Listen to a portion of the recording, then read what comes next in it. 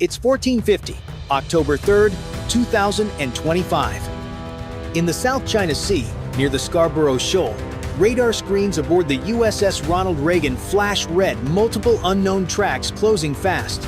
Alarms echo through steel corridors. Sailors sprint to battle stations. Outside, humid air vibrates as Chinese Type 52D destroyers and the CCG 5203 patrol ship advance. Overhead, a Y-8Q sub-hunter sweeps low, while two J-11B fighters cut the clouds. From the bridge, the captain watches the range shrink. "This isn't a drill," someone mutters. Every radar ping could turn shadow into contact, contact into crisis. On deck, crews lash down FA-18 as the carrier steadies into the wind. A Pate Amper's Poseidon radios. Contacts confirmed. To starboard, the BRP Gregorio del Pilar drifts with fresh scrapes, horns blaring from CCG 5203. 500 yards apart, one wrong turn, and metal meets metal. The next move decides if this standoff holds or ignites. The Scarborough Shoal, a ring of reefs and shallow sand, looks calm from the air. But its location sits astride sea lanes that feed Asian factories and American homes. Tankers, grain ships, and container stacks cut through these waters every day, hour after hour. Control here means leverage over costs and routes. Even a rumor of danger pushes insurance up and forces detours that add days and millions. For Beijing, Scarborough is a core interest, bound to sovereignty claims and domestic pride. For Manila, it is lifeblood fishing grounds, economic rights, and the law on its side. For Washington, it is credibility and the principle that no single state closes a common waterway. That is why the USS Ronald Reagan patrols nearby, with a Pate Amper's Poseidon overhead feeding the carrier a live picture. Today, the picture tightens. A Type 52D destroyer angles across the approaches while the CCG 5203 presses close to the Philippine frigate BRP Gregorio del Pilar. AY-8Q circles, two J-11B sweep the horizon. Loudspeakers trade scripted lines. "You are in Chinese waters. Leave immediately." The American reply stays measured. "Operating in international waters. Rules of engagement demand restraint." Seconds feel heavy because reaction time is short at sea. One misread helm order, one panic pilot, and metal meets metal. Fishermen scatter. Cargo captains slow, waiting for clarity. If traffic diverts around the shoal, crises ripple ashore from Manila to Los Angeles. Allies watch for resolve. Adversaries watch for weakness. In a contest of nerves, small bumps can decide big futures. So tell us who is right in this standoff: the side guarding sovereignty claims or the side guarding freedom of the seas? If you think China is right, press 1. If you stand with the US and its allies, press 9. 1455. 5 minutes since first contact. The USS Ronald Reagan holds steady while its radar locks on the nearest Chinese destroyer. The screen shows a sharp spike, Type 52D closing distance at combat speed. On the Philippine frigate Gregorio del Pilar, warning lights flash red as the CCG 5203 veers across her bow barely 50 yards apart. Steel groans. Voices shout in Tagalog and English. For a moment, it feels like the sea itself holds its breath. From the American bridge, the order comes: launch ready birds. 2 FA-18 roar off the deck, cutting white arcs over gray water. The move is defensive, show presence, avoid escalation. But the reaction is instant. 2 J-11B climb to intercept, crossing the carrier's path at supersonic speed. Their shockwaves rattle the bridge windows. Pilots trade warnings on open channels. "You are too close. Maintain separation." Nobody blinks. At the same time, the Pate Amper's Poseidon marks sonar traces beneath the waves. Subsurface contact possible. Y-8Q sonobuoy drop, the operator reports. If true, it means China is tracking not just above water but below. The carrier group tightens formation, destroyers sliding closer to guard its flanks. Anti-submarine helicopters spin up, rotors chopping the heavy air. Over the radio net, US and Philippine commands coordinate. Hold fire, record everything. A drone from the Reagan rises, transmitting live footage to Pacific Command in Washington. Half a world away, analysts lean in, watching the tension unfold in real time. Then it happens. The CCG 5000, 203 drifts too close, its hull scrapes the Gregorio del Pilar's port side. Sparks fly. The smaller ship lurches, her crew scrambling to control flooding in the forward compartment. Minor hull damage, the captain reports, voice steady but strained. The Chinese loudspeaker blares again. Leave now, or responsibility is yours. For a few seconds, everything freezes. Three nations staring down one decision. On the Reagan's deck, FA, 18 circle with fuel low, waiting for the word. The captain grips the console, eyes locked on the tactical screen. No shots, he says quietly. Not yet. The first collision has happened, but the real danger is what follows. The sea is silent, but every signal, every sonar ping could turn that silence into thunder. 15:10. The sea feels heavier now, darker under gathering clouds. The USS Ronald Reagan adjusts course 10 degrees east, reducing its profile. The captain knows this buys seconds if missiles launch, but seconds are life in a confrontation like this. The Type 52D keeps closing in. Its deck guns elevate, silent but deliberate. On the American bridge, radar operators whisper updates, fingers trembling above consoles. Target lock detected. Everyone freezes. The Pate Ampere's Poseidon circles overhead, relaying data to Fleet Command. A second later, the Chinese ship powers down its radar. A warning, not yet an attack. The tension cuts like wire. On the Gregorio del Pilar, Filipino sailors patch steel and pump water. Their ship lists slightly, engines straining to hold position. Nearby, the CCG 5000, 203 flashes lights and coded warnings: too close for comfort, too close for mistakes. The radio crackles again. Chinese vessel, alter course. Silence. Then a calm voice replies, "We will not change." Aboard the Reagan, the tactical officer suggests readying the CIWS guns just in case. The captain shakes his head. That's exactly what they want. Every move is a test of patience, a contest of nerves between crews who can see each other through binoculars.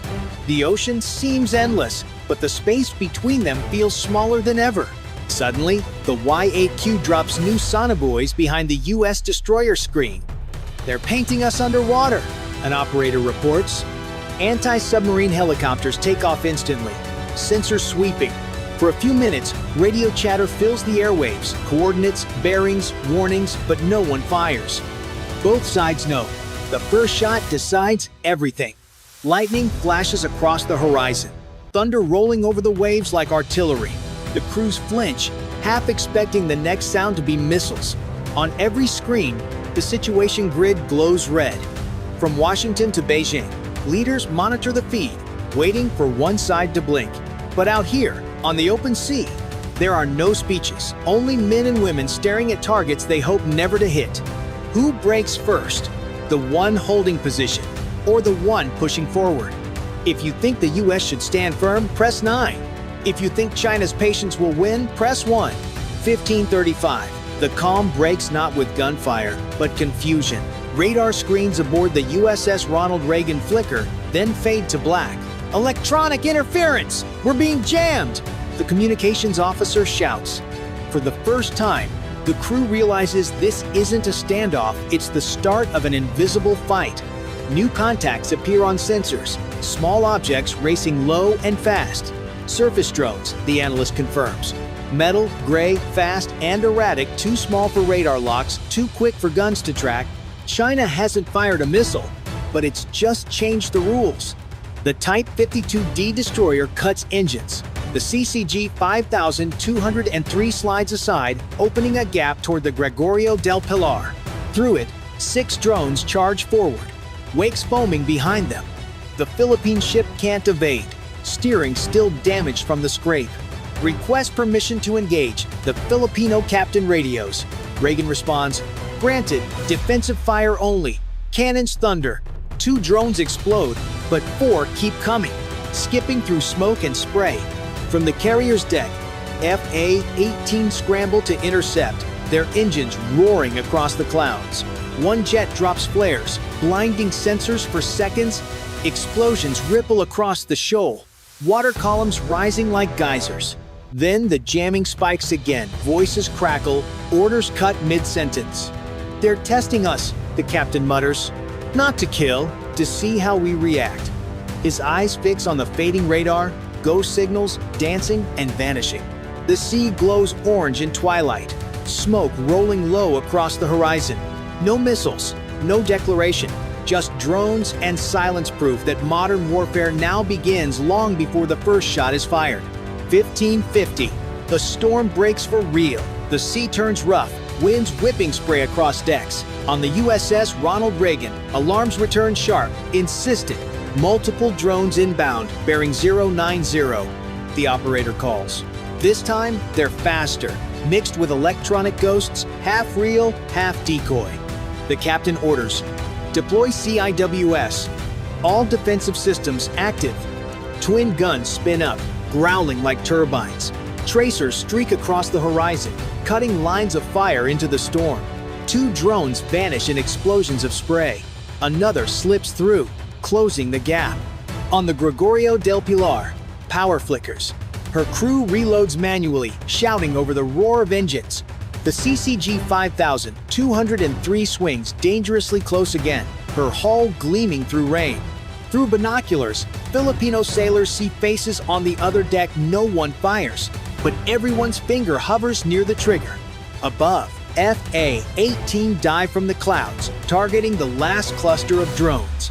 Missiles flare, one striking true, the explosion lighting the shoal like daylight. A second jet banks hard to avoid debris. Seawater slams against its canopy. Every movement feels like the edge of chaos. Then, for a split second, the radar lights up. Type 52D has activated its targeting system. "They've locked on!" someone yells. Silence follows, a heartbeat too long. The Reagan shifts course, countermeasures armed, fingers poised on authorization keys. But no missiles come. The lock disengages, just a warning one that says, "We could if we wanted." Lightning flashes again, illuminating ships now drifting barely half a mile apart. The storm hides them from satellites, but not from each other. Commanders on both sides make the same call. Disengage before this breaks the world open. Engines roar, hulls turn, distance grows. On Gregorio del Pilar, pumps finally beat the leaks. Watertight doors hold. In the ether, the Pate Ampere's Poseidon reestablishes a clean link to the carrier, and the last ghost contact dissolves into rain and static. Crews breathe out, hands still shaking on cold steel. When calm finally returns, only foam and drifting smoke remain. No lives lost, no victory claimed. But in every control room, one thought repeats. Next time, someone will go too far. Who do you think should have fired first, the US defending its allies, or China standing its ground? If you side with the US, press 9. If you believe China showed restraint, press 1. 1720. The storm fades. The South China Sea glimmers under pale light as waves calm around the Scarborough Shoal. What remains are scars, dents on steel, fuel slicks on the water, and the silence after almost war. On the Gregorio del Pilar, sailors rest on deck, helmets off, eyes hollow from hours of tension. Pumps still hum below. Across the horizon, the USS Ronald Reagan holds position. Crew scanning empty radar screens as if expecting ghosts to return. Beijing states, "Our patrol completed its mission." Washington answers, "Freedom of navigation will continue." Two nations, two truths, neither backing down, both claiming control. Markets twitch at headlines. Shipping routes bend slightly wider, just enough to hint that the sea isn't calm at all. Insurers add quiet surcharges, and captains file new waypoints that arc around the reef, safety paid in time and fuel. Analysts call it a draw, but those who were there know better. The Philippines kept its flag flying. The US stood firm without firing. China pushed hard without crossing the line yet. Each side walks away believing it won, which makes the next encounter certain. By midnight, the sea grows quiet. but radio waves still hum with new coordinates. Drones patrol again, tracking every shadow. Far away, capitals hold late-night briefings, planning for a confrontation that already feels inevitable.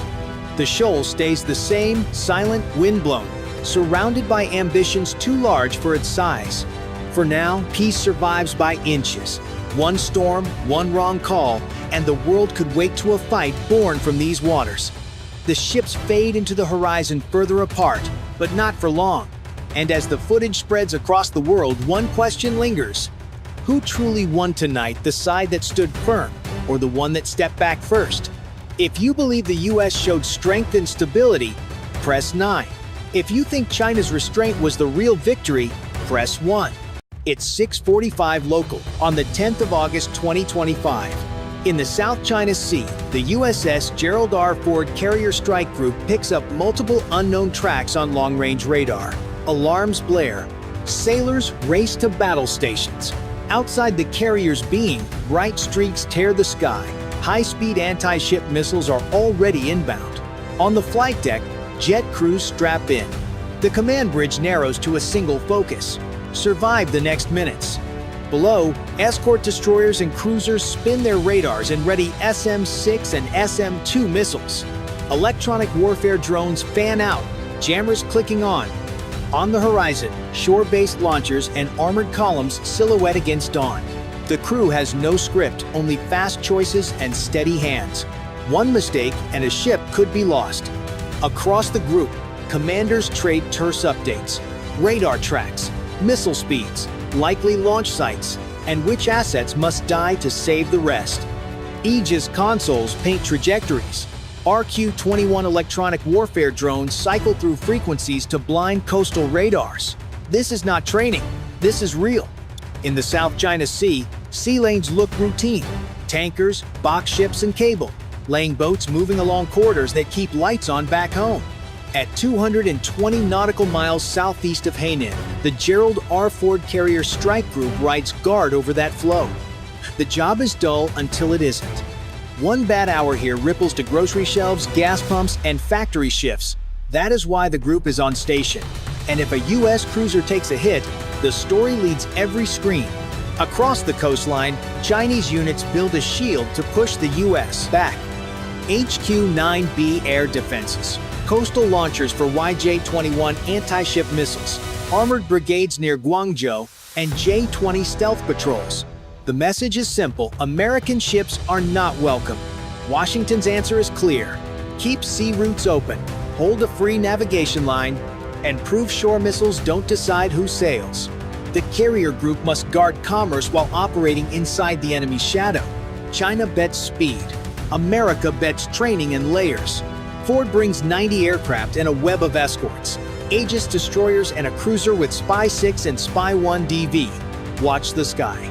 RQ-21 drones carry jammers to blur hostile radars. Switchblade 600 loiters for armor strikes. Each tool buys seconds, the only currency that matters when missiles fly. The group drills a plain loop. Find, jam, shoot, move. Every ping and radio call feeds that loop. The stakes reach past 2 flags. If the US flinches, insurers price these waters like a war zone. And ships divert, prices rise, allies hedge, and Beijing gains leverage without firing again. If China's shield cracks, coastal bases lose face, and the cost of coercion spikes. Either way, escalation lurks. Short battles settle little, but they set narratives. Markets read those signals fast. Who holds the line tonight, America or China? Comment 1 or 9 and subscribe to follow the fight. 7 local. The Aegis screens show a fan of red icons arcing in from the northwest. Analysts count at least a dozen YJ-21 anti-ship missiles, each the size of a bus, moving at hypersonic speed. USS Mason reports lock. USS Lake Champlain confirms track. The order is simple. Fire. Standard missile, 6 batteries ignite, trails slicing upward. Each interceptor is $1 million shot fired in pairs to guarantee kills. The first wave meets them head-on. Bright bursts at 60 miles. Sailors cheer, but no one believes the threat is over. A second ripple rides behind the first. The sky is a chessboard now, every square contested. RQ-21 drones jam coastal radars, buzzing the enemy's picture. It buys seconds, but the YJ-2 already crossed halfway. The carrier group can't run, they hold their ground to protect the convoy lanes.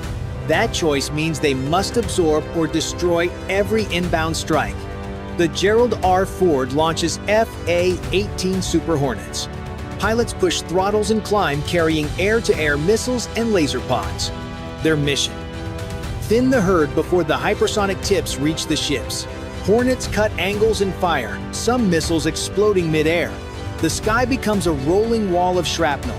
On the bridge, the Admiral presses for more layers. Lake Champlain. Prepare SM-2. Mason. Tighten defense window. Keep the carrier clear. Escorts answer with roars from their launchers. Each missile buys only moments. The Aegis console flashes warnings. 5 threats defeated, 4 more closing. At 7:15, explosions light the horizon. 2 intercepts succeed. 1 warhead breaks through. It dives toward Mason. CIWS guns hammer. White streaks cutting air. Impact close, but not lethal. The destroyer shakes, hull scorched, but the crew holds. An E-2D Hawkeye orbits high, piping a fused picture to every console. Radar, infrared, and jamming return Stitch into one moving map. On deck, crews drag fresh SM-6 canisters forward and arm the next salvo. New sea skimmers flicker low, smaller, faster, harder to kill. The group regroups quickly. Radios crackle with clipped updates. The Admiral knows the first exchange is only the opening bell. The enemy will not stop here. And every ship in the formation feels the weight of what's next. 7:25 local. Several drones slip the net. Chinese sea skimmers ride just above the waves. Their radar cross-sections tiny, their profiles masked by sea clutter. SM-2 intercepts some, but not all. Alarms echo. The carrier group shifts tactics. Destroyers turn a few degrees to narrow their silhouettes, tightening angles for defense. Gunners brace at their stations. Type 1130. CIWS onshore fires dense shells in the distance. But on the US side, Phalanx guns spin up, ready to meet targets at the last second. The fight is becoming personal human eyes, and reflexes matter now as much as radar screens. Every sailor knows, if one missile slips through, it means fire on deck. Air Q vinked. Air drone shift frequency. Boring static across enemy radars. Pilots report visual contact with J-20s circling high, but they cannot engage, yet the priority is stopping the wave heading straight for port. Deck crews race to rearm Super Hornets. Ordnance rolls on carts, chains rattle, engines roar. At 7:40, 4 more YJ-21 appear on screens.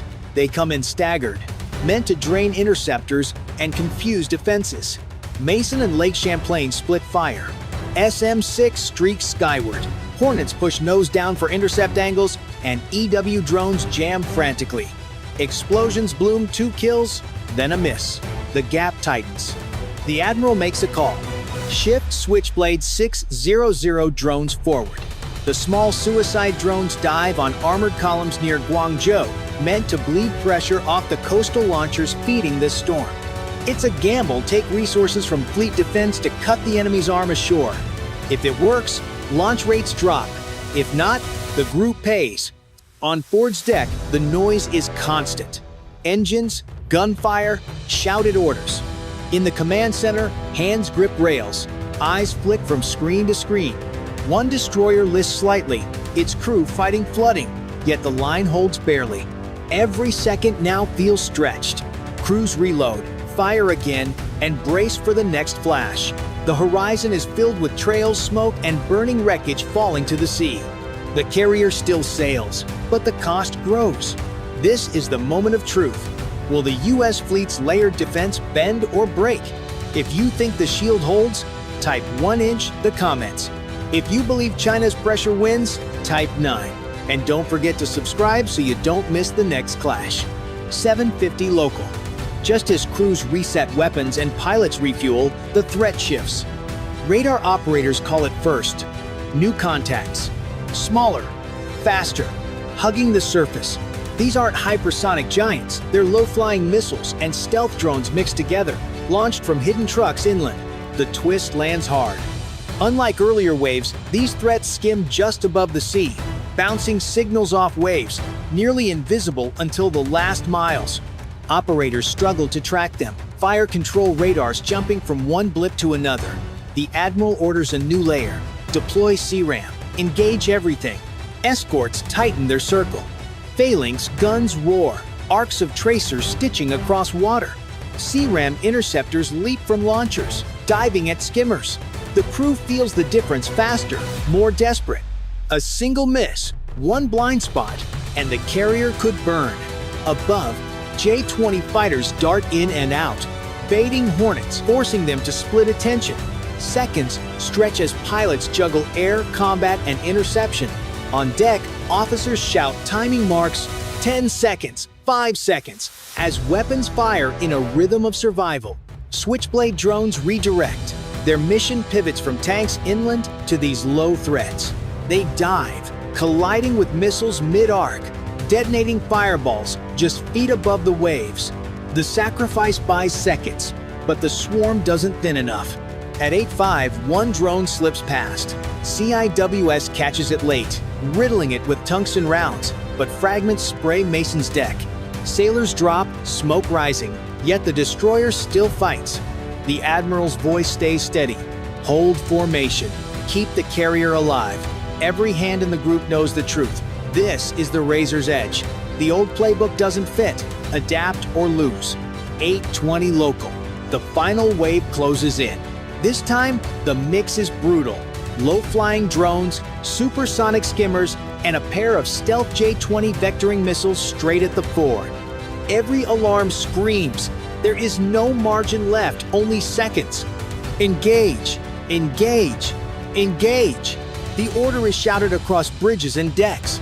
SM-6 rise one last time, blazing contrails against the dawn. CRAM spits interceptors at knife range. Phalanx, guns, thunder, streams of tungsten lighting the sea in white arcs. It feels less like battle and more like survival by reflex. One drone slams into the ocean short of its mark, ripped apart. Another bursts mid-air, but one missile streaks on, head down, angling straight for the cruiser Lake Champlain. Guns hammer, shells burst, and at the last second the warhead detonates yards off the bow. The shockwave rocks the ship, showers of water and shrapnel raining down. Crewmen slam to the deck, then rise, still fighting. Above, Hornets duel J-20, missile trails crisscrossing in violent loops. Pilots strain to keep targets locked while dodging their own deaths. One Hornet fires a last AMRAAM. A flare of light marks a kill, and the J-20 spirals away. The other stealth fighter vanishes in the clouds, its missiles already spent. Back at sea level, Switchblades dive in desperation. They crash into skimmers, detonating in waves of spray. Each successful intercept feels like stolen time. The carrier looms in the center, its crew bracing for impact that never comes yet. 8:28. The last inbound closes fast. Mason's CIWS roars, tracers slicing through sky. A burst finds the target, ripping it apart 50 yards out. Flames and debris scatter over the sea. The destroyer shudders but survives. Silence follows, broken only by breathing and crackling radios. The horizon clears. Smoke drifts. Wreckage burns on the waves. The group is scarred but still afloat. For the sailors, it feels like climbing out of fire. For the commanders, its proof-layered defense can hold for now. If you think this showdown shows U.S. steel unbroken, type 1" the comments. If you believe China's pressure will break through next time, type 9 and subscribe so you won't miss what comes after. 8:40 local. The battle is over, but the sea is scarred. Mason's decks are blackened. Lake Champlain lists with shrapnel holes, and 7 sailors lie wounded in the infirmary. Yet no ship is lost. Against dozens of missiles and drones, the strike group still sails. For the crew, that feels like a miracle. For Beijing, it's a reminder that U.S. carriers remain hard targets. The cost is written in wreckage. 3 HQ-9 launchers inland are gone. Fuel depots burn near Guangzhou, and nearly 70 Chinese tanks lie destroyed by switchblades. Billions of dollars in armor and ammunition vanish in fire.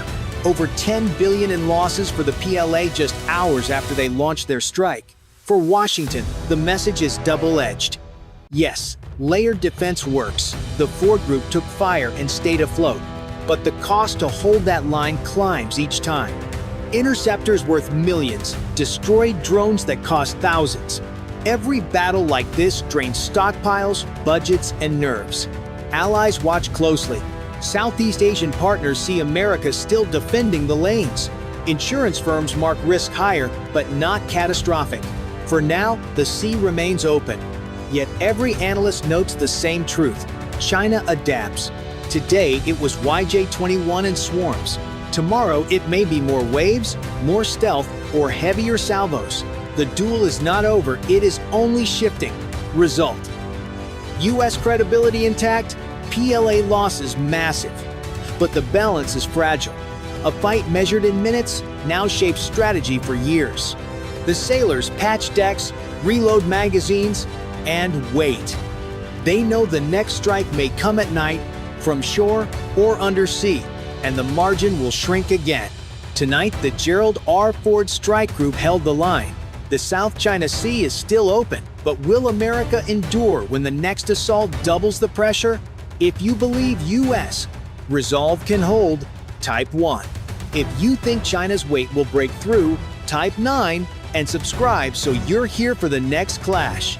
It's 9:52 a.m., October 3rd, 2025. At the Scarborough Shoal, deep inside the Philippine EEZ, the USS Higgins, DDG-76, suddenly picks up multiple radar tracks. The CIC floods with red icons fast, closing, irregular. Contacts, bearing 240, range 3,000 yards. Alarms echo through steel corridors. Sailors sprint to battle stations, boots slamming the deck. Outside, gray silhouettes slice through the haze, two Chinese Type 52D destroyers and their escorts, charging in tight formation. Over the radio, the Chinese voices blare warnings, ordering the American ship to turn away. The Higgins holds course. Her engines roar steady.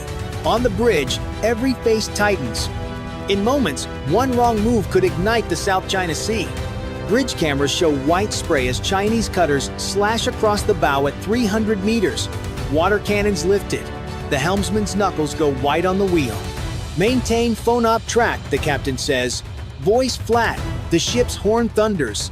Metal hums. One wrong shove of steel here could light a regional war. The Scarborough Shoal, a ring of coral and sand barely above water, sits at the center of a decade-long dispute. For the Philippines, it's sovereign ground. For China, it's a historic right. For the United States, it's a test of resolve. The USS Higgins, part of the 7th Fleet, sails here under a single mission: phone-op freedom of navigation operation. Its job is to prove no nation owns what international law calls free sea. Around the shoal, 40 Filipino fishing boats drift nervously. Some fly small blue and red flags. Others show scars from past encounters. Nearby, Chinese Coast Guard, Type 3901 vessels circle like wolves, blasting water cannons to drive them away. Higgins holds course 20 knots steady, sensors tracking every contact. One wrong maneuver could mean disaster not just for the ship, but for every fisherman nearby. Why risk it? Because sea lanes here carry fuel, food, and electronics that keep daily life running back home. If one power fences off a shoal, others will fence off straits. Prices rise, trade slows, and allies doubt Washington's word. A quiet retreat today becomes a louder crisis tomorrow. The destroyer's Aegis Baseline 9 with SPY-1DV radar builds a live picture from satellites and patrol aircraft tagged in Pacific Command logs as PhoneOp Scarborough Incident 2025. On deck, CIWS hums ready, SM-2 and ESSM rest in the Mach 41 launchers. Across the water, Type 52D and 54 amperes hulls flash gray in the Sunday. Everyone calls it routine. Nobody believes it. Manila cites its treaty with Washington. Beijing leans on historic rights. Fishermen watch the flags, not the law. Commanders measure every yard. knowing one shove or spark could ripple across the world. In moments like this, the sea turns into a mirror of national pride. If you were in command, would you hold the line with 1 or back off to avoid war with 9? Type your choice below. 9:58 a.m. The tension breaks. On the radar, new tracks bloom 2 Type 52D destroyers, 1 on each flank, spreading wide. Their fire control radars blink on, sweeping across the USS Higgins like flashlights in fog. The CIC lights up with alerts. Targeting beams active, multiple locks detected. Someone shouts. The captain glances at the display, then at the bridge windows. Outside, the Chinese ships cut closer, barely 1,500 yards now. A pair of Type 54 Amperes frigates follows in line, their deck guns angled just high enough to look defensive. Higgins doesn't flinch. Hold course, maintain phone op, the captain orders. His voice is calm, but his hand tightens on the console. The ship's Aegis system shifts to tracking mode. ESSM cells stand ready. Over secure radio, Pacific Command confirms, proceed. Eyes on you. Chinese Coast Guard ships now weave across the bow, spraying arcs of water. Some hit the hull, drenching sailors on the foredeck. A petty officer mutters, "They're trying to make us blink." The captain replies quietly, "We don't blink." The bridge shakes as Higgins' engines surge. The phalanx CIWS rotates, barrels spinning up just in case. Cameras record every move proof for Washington and warning for Beijing. Across the water, a Type 52D abruptly turns to port, cutting across Higgins' projected path. Distance, 800 yards, 600, 400. The helmsman's voice cracks. "Sir, collision course." "Hold line," the captain answers. "We move, we yield, we lose." Off the starboard beam, Filipino fishing boats cluster in the destroyer's lee, engines coughing as they ride the chop. A loudhailer barks, "Keep clear of our wake." From the Chinese side, bullhorns volley slogans. In the CIC, sailors call out range markers. The AN divided by SPY 1DV radar keeps painting targets, its pulse steady like a heartbeat. One Chinese destroyer lights off its YJ-18 launch tubes, covers open, no missiles yet. The message is clear. We can, anytime. Every camera, every satellite, every command center in the region watches this dance of steel. The air is so charged that even the ocean seems to hold its breath. At 10:06 a.m., the closest Chinese ship throttles back just enough to avoid contact.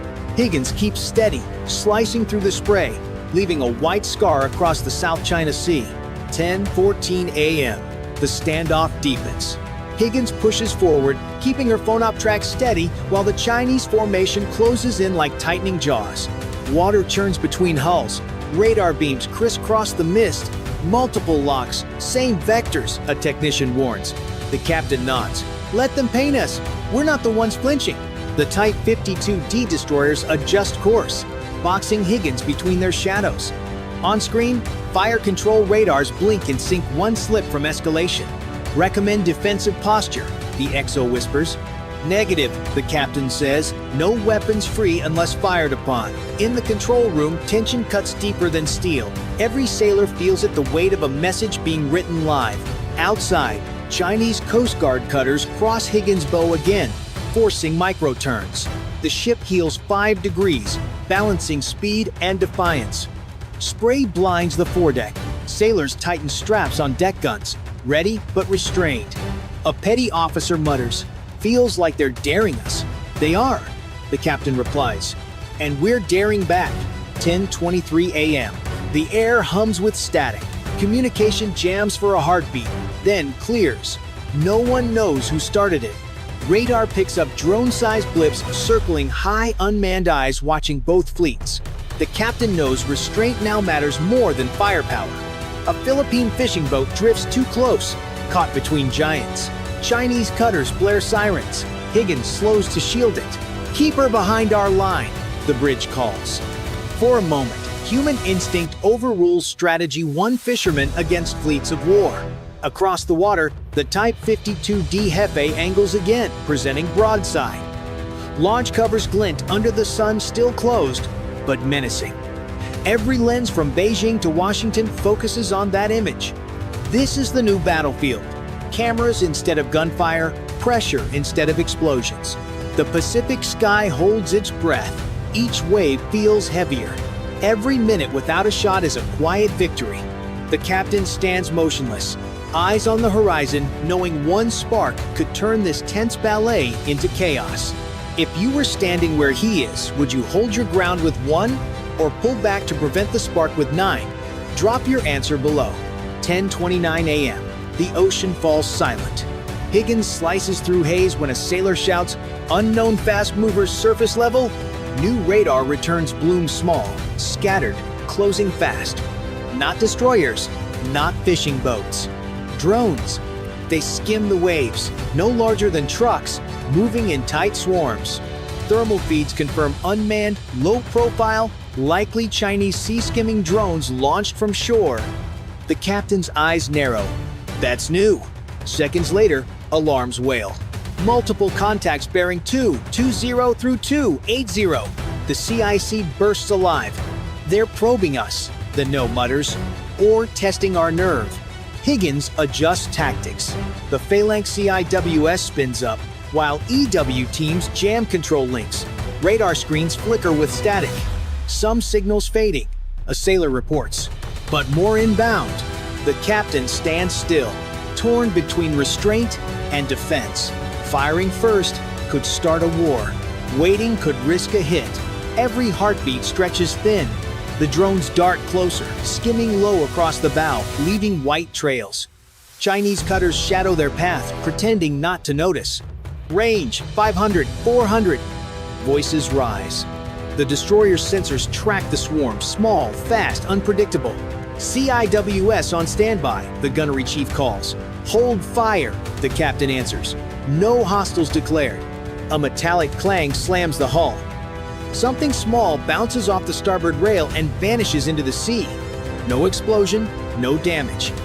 But the echo races through every deck like a ghost of what could have been. Above, a drone streaks past the bridge, its shadow sliding across the glass. Cameras catch it all. In moments, the world will too. Across the South China Sea, one American destroyer stands alone, surrounded by steel, by silence, and by choices no one wants to make. 10:37 a.m.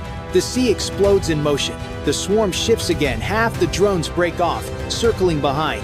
"They're flanking us," the XO shouts. The captain doesn't move. Deploy decoys. Keep CIWS tracking. The command center glows red under warning lights. The hum of tension builds into a roar. On deck, sailors brace behind bulkheads. The Phalanx CIWS screams to life, barrels spinning. Tracers carve the air as bursts of 20mm fire light the horizon. Water erupts in white plumes. One drone vaporizes mid-turn. Another disintegrates into spray. The crew cheers, but the radar shows more. Always more. 10:39 a.m. A Chinese Type 54 Amperes frigate edges closer. Bow wave splitting wide. Over open radio, a Mandarin voice barks, "You are in violation of Chinese waters." The captain snaps back, calm but fierce. "We are operating in international waters." Both sides know this is a script no one wants to finish. Suddenly, a drone slams into the water 30 yards off the port side, sending a geyser high over the deck. The impact rattles the hull. Possible debris strike. No breach, the damage control officer reports. The captain exhales. One more second, and this would have been war. The CIC is chaos shouting. Reports. The smell of ozone. Then silence. The last drones vanish from radar. The Chinese frigates hold position, guns aimed but idle. A standoff inside a heartbeat. Balance between fear and pride. 10:43 a.m. The captain orders, "Secure from battle stations." No one moves at first. Hands tremble over controls, eyes fixed on the horizon. The ocean looks calm again, but everyone knows it's a lie. Each man aboard Higgins has just stared straight into the edge of history. Below decks, engineers nurse the turbines, keeping a surge in reserve. Topsides, the Seahawk stays chained, no launch in this chop. A short flash from PACOM. Hold restraint, document everything. The captain logs each near hit, jaw set. News cameras on both sides broadcast the same image, an American destroyer, defiant amid gray seas, surrounded but unbroken. Commentators call it restraint, others call it luck. For the crew, it's survival by inches. Moments like this draw the line between peace and catastrophe. If you stood on that bridge, would you hold your ground with 1? Or pull back before the next spark with 9? Tell us below. 11:12 a.m. The sea finally calms. Waves lap gently against the hull, as if nothing had happened. But inside the USS Higgins, silence feels heavy. The smell of gunpowder still lingers. Spent shell casings lie near the CIWS mount, gleaming in the gray light. The crew moves slower, now steady, exhausted, but intact. Reports flood in from the region. Beijing claims the U.S. provoked the encounter. Washington releases footage showing restraint. On social media, clips of the near collision go viral, frames of steel, spray, and inches between war and peace. Some call it a victory for freedom of navigation, others, a dangerous gamble at sea. The captain stands on the bridge wing, eyes tracing the horizon where the Chinese ships once loomed. "We held," he says quietly. The Tenno nods. This time, both know the next time could be closer, faster, deadlier. The South China Sea isn't cooling, it's just waiting for the next spark. In Manila, damaged fishing boats limp home, their flags torn but flying. For them, the American destroyer wasn't just a symbol, it was a shield. Across the Pacific, analysts debate deterrence, escalation, and cost. A single patrol has become a global headline. Markets twitch while diplomats draft statements that say everything and nothing at once. USS Higgins turns east, engine steady, heading back toward deeper waters. The logbook reads, "No casualties, no shots fired at the enemy. Mission complete." But every sailor aboard knows no shots fired doesn't mean no battle fought. In the quiet that follows, reflections come easy. For all the technology and power on display, what saved them wasn't weaponry, it was restraint. The kind that costs as much courage as combat itself.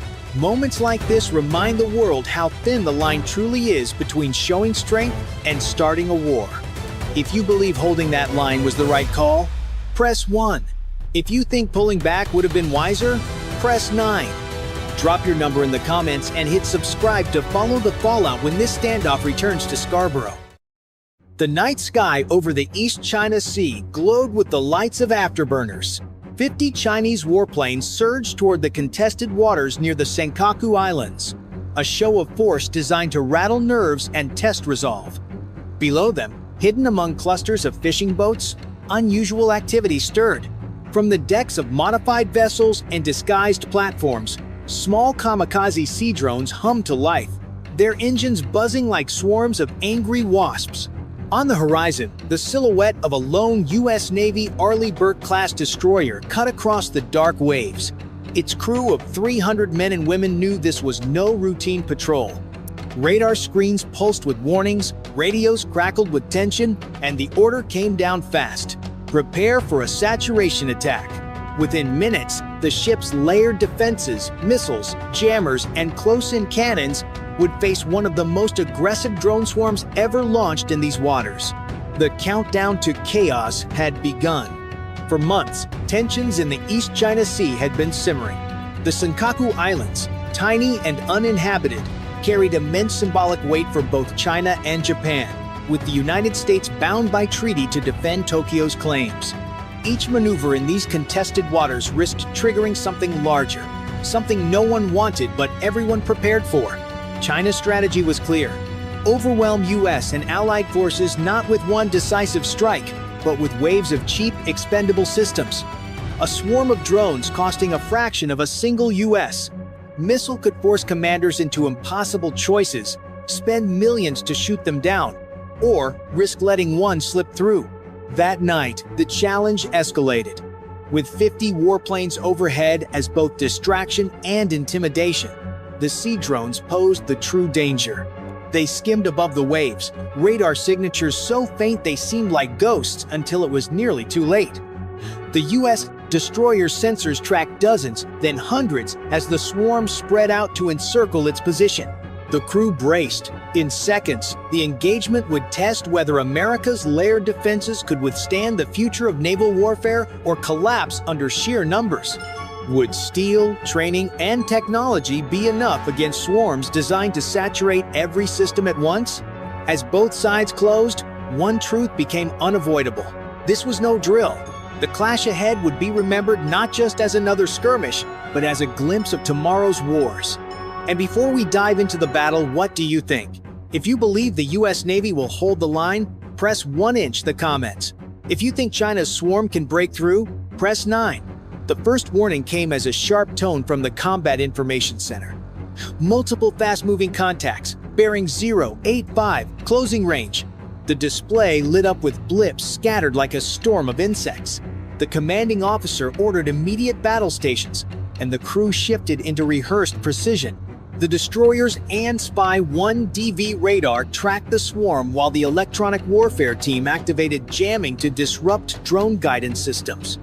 Above, the ship's MH-60R Seahawk launched, skimming low across the waves, dropping sonar buoys to detect any underwater surprises while relaying targeting data back to the ship.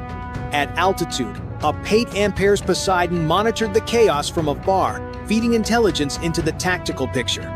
The first volley of evolved Sea Sparrow missiles shot upward, streaking into the night sky before diving down onto clusters of drones. Explosions rippled across the water's surface, metal fragments and fire lighting the dark sea. Yet for every wave destroyed, more pressed forward. The swarm was designed for this, forcing defenses to expend ammunition at an unsustainable rate. Close-in weapon systems opened fire. The Phalanx CIWS spun to life, spitting streams of depleted uranium rounds at incoming drones, its radar-guided bursts shredding targets within seconds of contact. The RIM 116 Ram missiles joined in, picking off fast movers that slipped through the outer layers. Still, gaps appeared. A handful of drones skimmed dangerously close to the hull before detonating harmlessly against the ship's wake. Inside the operations center, tension was rising. Displays showed ammunition counts ticking downward. Every missile fired represented hundreds of thousands of dollars spent to destroy a drone worth a fraction of that. The cost exchange was brutal and exactly what the Chinese planners had intended. The commander's voice cut through the noise. Keep the pressure steady. Prioritize cluster formations. Don't chase stragglers. It was a battle of endurance, of calculated discipline against sheer volume. The first minutes of combat had proven one thing. The US layered defense worked, but the margin for error was razor thin. As the sea churned with debris and fire, the crew realized the engagement was only beginning. What lay ahead would push every system and every sailor to their limits. The battle dragged on minute by minute as the swarm pressed from every direction. The sea itself seemed alive with hostile intent, a churning mass of wakes where the drones cut across the waves. The destroyer's defenses worked relentlessly, but strain was setting in not for the machines, but for the crew. Every alert, every impact, every intercepted target was another jolt to nerves stretched thin. The MH-60R Seahawk circled back, pylons empty, its crew reporting dozens more drones advancing from disguised fishing vessels on the horizon. That revelation chilled the command center. The enemy was not running out. What looked like scattered fishing fleets were mobile launch platforms, hidden until the moment of release. A second wave slammed in from the west. ESSM interceptors streaked upward, detonating in fiery blossoms above the water. The failing CIWS screamed, barrels glowing red-hot as it cut down anything that slipped through, but fatigue was measurable now. Ammunition stores were dipping into the red. The crew could see the numbers each shot, each launch, dwindling their ability to keep pace. Below deck, sailors carried fresh missile canisters and ammo belts to reload stations, sweat pouring down despite the night air. The destroyer was holding, but barely. Shrapnel from intercepted drones rattled across the deck, damaging antennas and sensors. Though minor, each hit reminded them, one lucky breakthrough could change everything. From the bridge, the captain studied the tactical picture. "They're probing us, measuring every response," he muttered. This wasn't just an attack. It was data collection, a rehearsal for future wars. Each missile fired was a lesson to Chinese planners on how far defenses could be stretched. The ship remained intact, but pressure mounted with every passing second. As the swarm regrouped for another push, the sailors knew they faced not just drones, but a strategy designed to bleed them dry. And right here's where the clash feels most intense. What do you think? If you're backing the US crew to endure the storm, press 1" the comments. If you think China's swarm tactics will overwhelm them, press 9. And don't forget to subscribe so you don't miss the next phase of this showdown. Just when it seemed the destroyer had settled into a rhythm of intercept and reload, the swarm shifted tactics. Instead of rushing headlong in tight waves, dozens of drones suddenly dove beneath the surface, their small electric motors churning quietly below the chop. The radar picture thinned, but sonar operators called out in alarm new contacts rising from beneath the waves. These were not standard kamikaze boats.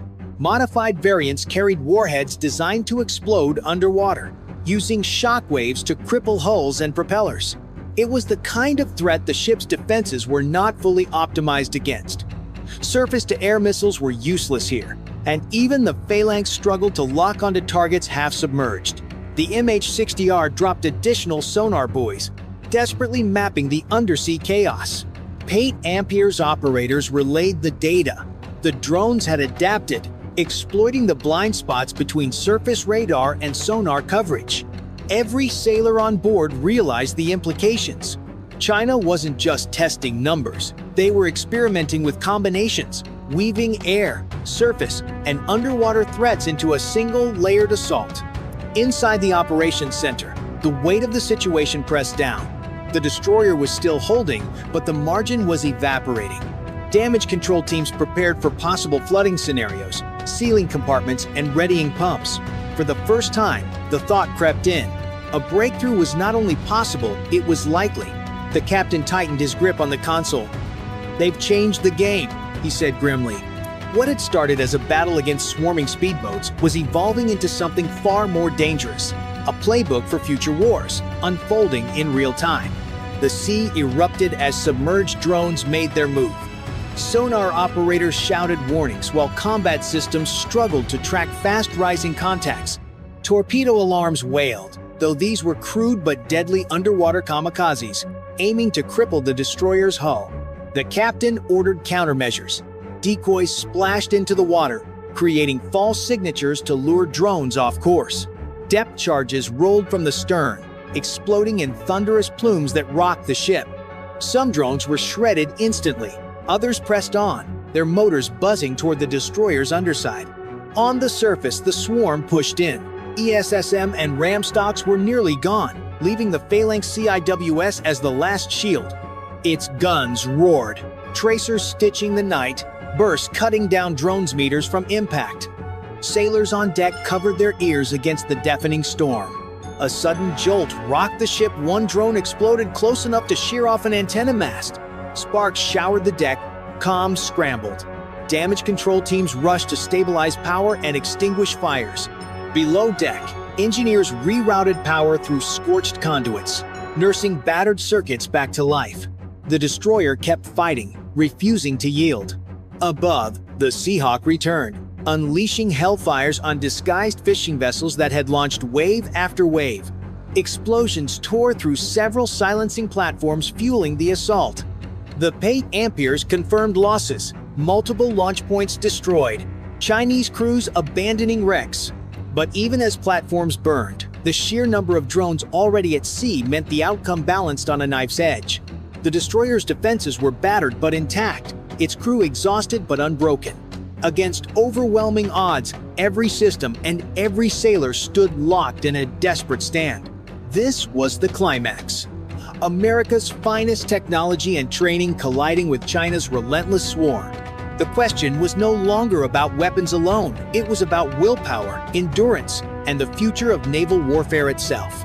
And now it's your call. Who do you think has the upper hand in this climax? If you're backing the US Navy to hold, press 1" the comments. If you think China's swarm can still break through, press 9 and hit subscribe so you don't miss the aftermath. When the last fragments slipped beneath the waves, silence returned to the East China Sea. Smoke drifted over the swells, dotted with burning wrecks of disguised fishing boats. The U.S. destroyer rode the chop, scorched yet afloat, antennas bent, sensors damaged, crew exhausted but steady. Reports fixed the scale. 160 200C drones launched, with an 85–95% kill rate. The ship logged minor damage to masts and arrays. A few scars on the superstructure, but propulsion intact. It had endured one of the fiercest swarm assaults ever attempted. Chinese losses were heavy. Several launch platforms, fishing craft turned covert magazines were sunk or burning. Survivors were pulled from the sea, others missing. The cost ran into tens of millions, but the true aim was not destruction, it was measurement. Collecting data on U.S. responses under saturation. For the sailors, relief mixed with unease. Ammunition stocks were low. Each ESSM or RAM cost hundreds of thousands, while the enemy sacrificed drones worth far less. The imbalance was clear. Fleets can win, yet still bleed their magazines dry. Still, doctrine held. Layered defenses, radar, jamming, missiles, guns, helicopter, and patrol aircraft functioned as designed. Damage control was swift, and strikes on disguised launchers blunted the assault before it could regenerate. Training and discipline, not luck, kept the ship in the fight. Analysts called the clash a glimpse of the future. Warships under constant pressure from cheap expendables. Battles defined as much by numbers and logistics as firepower. Tonight, the edge belonged to the U.S. crew. Tomorrow, the equation may shift.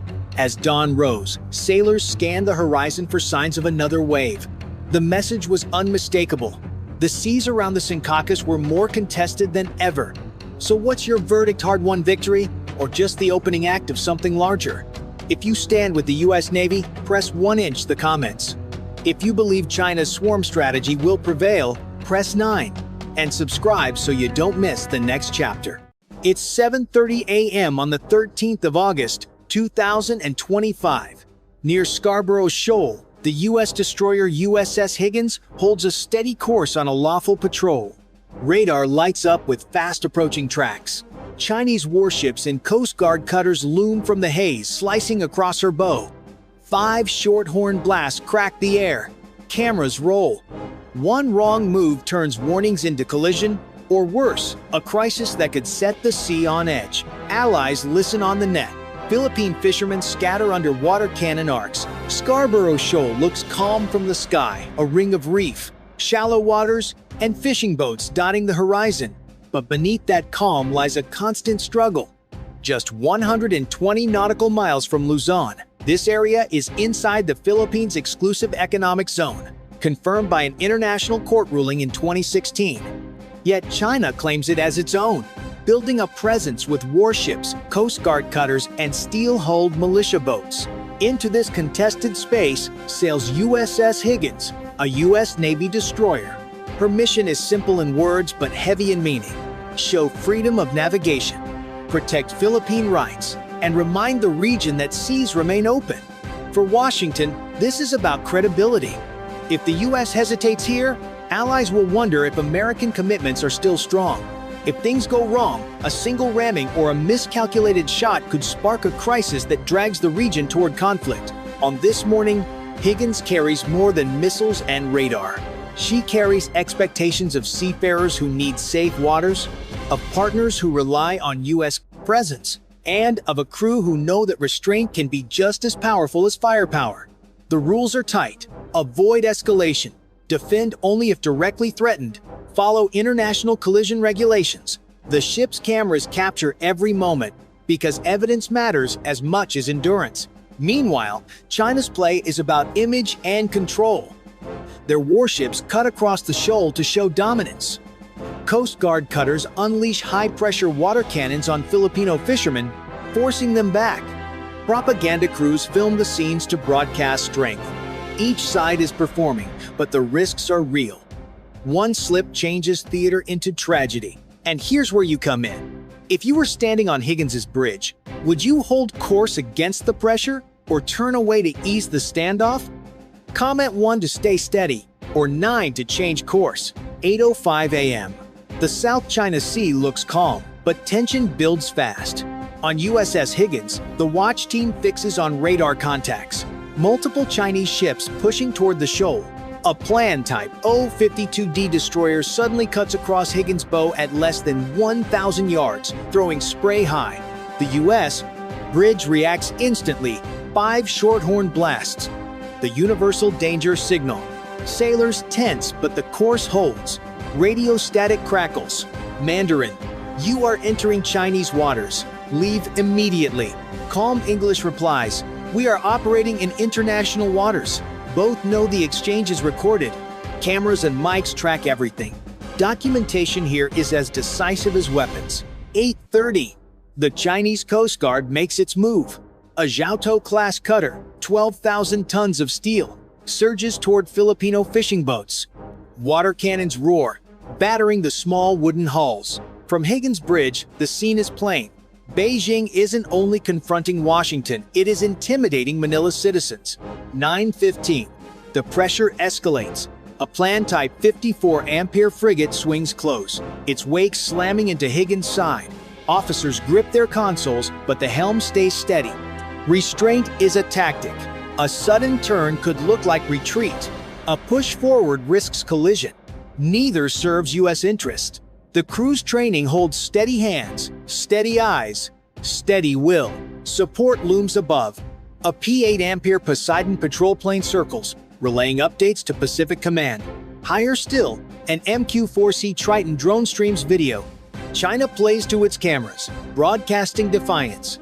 The U.S. gathers proof for allies in history. Two narratives clash in the same patch of sea. 10:30 a.m. The closest pass yet. A Chinese cutter barrels ahead, crossing just 500 yards in front of Higgins. Water cannons fire again, not at the destroyer, but at Filipino fishermen caught in between. Spray lashes across their decks as they scramble to escape. Higgins' cameras capture every frame. Officers know these images may one day decide who upheld the law. Every sailor aboard feels the strain. The bridge is silent except for clipped commands. Restraint weighs heavier than action. One wrong move could turn harassment into disaster. Decisions here will echo far beyond the horizon, judged by allies, adversaries, and millions watching. And now, the question passes to you. If you stood on Higgins Bridge, would you hold steady under pressure, or turn away to ease the clash? Comment 1 to stay firm, or 9 to break away. And if you want to see how this confrontation ends, hit subscribe so you won't miss the next move. 11 a.m. Just when it seems the cycle of close passes and horn blasts has settled into a tense rhythm, the situation changes. From behind a Chinese cutter, a RHIB bursts out small, fast, and maneuverable. It speeds across the shoal, heading straight toward Higgins' starboard side. Unlike a destroyer or frigate, this craft darts like a knife, unpredictable in the waves. Its goal is not damage but intimidation, pressing close enough to test nerves. On Higgins Bridge, alarms sound again. Cameras swing and zoom. The commander holds his course. Instead of reacting, the crew falls back on training, drilled endlessly at home. Every sailor knows the sequence. Spot, call, confirm, act. Radar operators call out range. Lookouts scan the sea. The Combat Information Center confirms intent. Only then does the commander decide. His order: stay steady. Weapons tight. Defend only if directly threatened. This is not hesitation. It is discipline. U.S. Navy crews practice this exact problem. Small, fast craft approaching at odd angles, weaving through clutter. Drills repeat until instinctive. Judge distance, angle, and closure in seconds. Training emphasizes restraint because sudden turns can cause collisions and trigger escalation. Composure is the true weapon here. Panic is the enemy. The RHIB cuts close, so near that cameras capture faces on deck. Chinese sailors wave flags and raise cameras of their own. For Beijing, the stunt is propaganda. For Higgins, it is one more entry in the logbook. Another clip of reckless behavior to hand allies and courts. The crew feels the adrenaline surge, but their rhythm holds. Helm, engine, and radar stay steady. synchronized like muscle memory. The commander understands the stakes. A collision could be painted as U.S. aggression. A single shot could ignite a wider crisis. The greater mission is to show consistency, reliability, and control. That lesson is drilled into every sailor. Restraint saves lives not only by preventing fire, but by denying the adversary the pretext they want. 11:45 a.m. The shoal is boiling with tension. Higgins holds steady, but Chinese ships refuse to back down. The Type 052D destroyer reappears on radar, shadowing close on the port side. At the same time, the Jiao-2-class cutter shifts course, boxing Higgins from ahead. For the crew, the meaning is clear. Beijing is testing whether the American ship will flinch. Orders on the bridge are short, clipped, maintain course, helm steady. The deck is silent except for the wind and the churn of engines. Every sailor knows that the smallest mistake here could spark disaster. The rules are firm, weapons tight, fire only in self-defense. Yet each pass is closer, each maneuver sharper. 12 o'clock. The shoal erupts in chaos. The Chinese cutter blasts its water cannons again, forcing another group of Filipino fishermen to scatter. Spray flashes white across the blue sea, washing over decks. A planned frigate swings dangerously close on the starboard side, her hull filling the horizon. The American crew brace, cameras rolling, horns blaring. 5 short blasts echo once more, carried across the water like defiance. At this range, even a steady course feels like a gamble. The Higgins crew know they cannot yield the moment they turn. China claims a win. But one wrong step could end in steel grinding against steel, a collision seen worldwide. The bridge team balances on a razor's edge, holding nerves as steady as the helm. Above, the P-8 Ampere Poseidon circles, relaying the drama live. The MQ-4C streams the unfolding standoff to Pacific Command. Allies are already watching the feeds, waiting to see who bends first. Higgins cannot afford to show weakness, yet cannot afford escalation either. It is a paradox every sailor feels in their bones. 12:15. The closest call yet. The Chinese frigate veers across Higgins's bow at barely 400 yards. The wake crashes hard against the hull, jolting sailors on deck. A heartbeat of silence follows. Then Higgins responds the only way she can, steady, unmoved, unshaken. Discipline holds the line. The climax is not gunfire, but restraint. For the crew, the victory is measured in inches. No collision, no shot fired, no retreat. The cameras have captured everything. Evidence that the U.S. held firm under extreme pressure. The message is clear. Power is not only measured in weapons launched, but in control maintained. And here's where you come in. If you were on that bridge, would you hold steady against the surge or turn aside to avoid disaster? Comment 1 to stand firm, or 9 to yield. And if you want to witness the next clash in this dangerous game, hit subscribe so you won't miss what comes after. 12:30 p.m. The clash eases. One by one, Chinese ships widen the gap, their formations loosening as they drift back toward the shoal. The closest point of approach now stretches past 500 yards. Higgins, still holding her steady course, watches as the cutters and frigates peel away. No collision, no shots fired. The crew exhales in silence, the tension slowly unwinding. Damage checks sweep the decks. Nothing broken, nothing burned. Yet the weight lingers. For sailors, the true stress of the day was not in combat, but in the restraint demanded hour after hour. Cameras are offloaded, recordings cataloged. The evidence tells a simple story. China harassed, the U.S. endured, and Filipino fishermen bore the brunt of the pressure. For Washington, the meaning is immediate. Allies see that the U.S. Navy can stand its ground without sparking war. Manila gains proof for its claims, even as its citizens suffer on the water. Beijing shows strength to its audience at home, but the footage also shows reckless aggression abroad. Both sides walk away claiming resolve, but the balance of credibility tips toward those who held steady without breaking. Strategically, the standoff highlights a truth. Deterrence is not always about missiles and guns. Sometimes the stronger message is patience under pressure. By avoiding escalation, Higgins proved that control can outweigh provocation. Yet everyone knows the margin was razor thin. A single error, a slipped helm, a panic turn, an aggressive push could have turned this into a regional crisis. The South China Sea remains contested. Fishermen will return. Chinese cutters will patrol again. US ships will sail the shoal once more. Nothing is settled, and the next encounter could bring a sharper edge. Will China double down with more ships? Will the US alter its tactics? The only certainty is that the cycle is far from over. And here's the final question for you.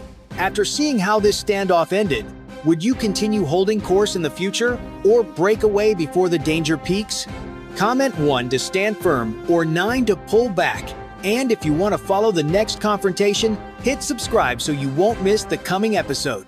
The South China Sea had been quiet that morning, its waters calm and unbroken. But in a matter of seconds, everything changed. A Chinese Type 052D destroyer, normally cruising at a steady 18 knots, suddenly surged forward. Its engines roared as the ship accelerated to 30 knots in under 90 seconds. This was not a routine maneuver, nor was it the action of an inexperienced crew. It was an intentional order from Beijing itself: intercept the American warship and force it to back down. The target was the USS Princeton, a Ticonderoga-class cruiser armed with powerful Aegis radar and over 100 vertical launch cells. At the time, the Princeton was carrying out a lawful freedom of navigation patrol in international waters, more than 180 nautical miles away from Chinese territory.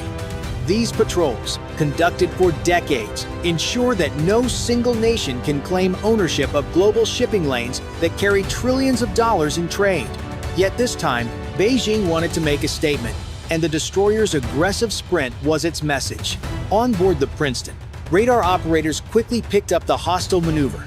Their calculations showed the Chinese destroyer would enter weapons range in less than 15 minutes. The ship's threat level shifted from moderate to high, and alarms echoed through the corridors. Sailors rushed to their battle stations. This was no drill, but the American crew did not panic. Years of training had prepared them for this exact moment, the collision between provocation and principle. This wasn't just about defending one vessel. It was about upholding the right of all nations to navigate the seas freely. One wrong assumption could trigger disaster, but standing firm could prevent chaos. As the Chinese warship cut across the horizon, tension spread across the entire formation. From the skies above to the depths below, layers of American power began to move into position. The encounter was no longer about two ships. It had become a test of endurance, discipline, and global resolve. The Chinese destroyer cut across the waves with determination, its bow slicing the water like a blade. Its mission was crystal clear: challenge the U.S.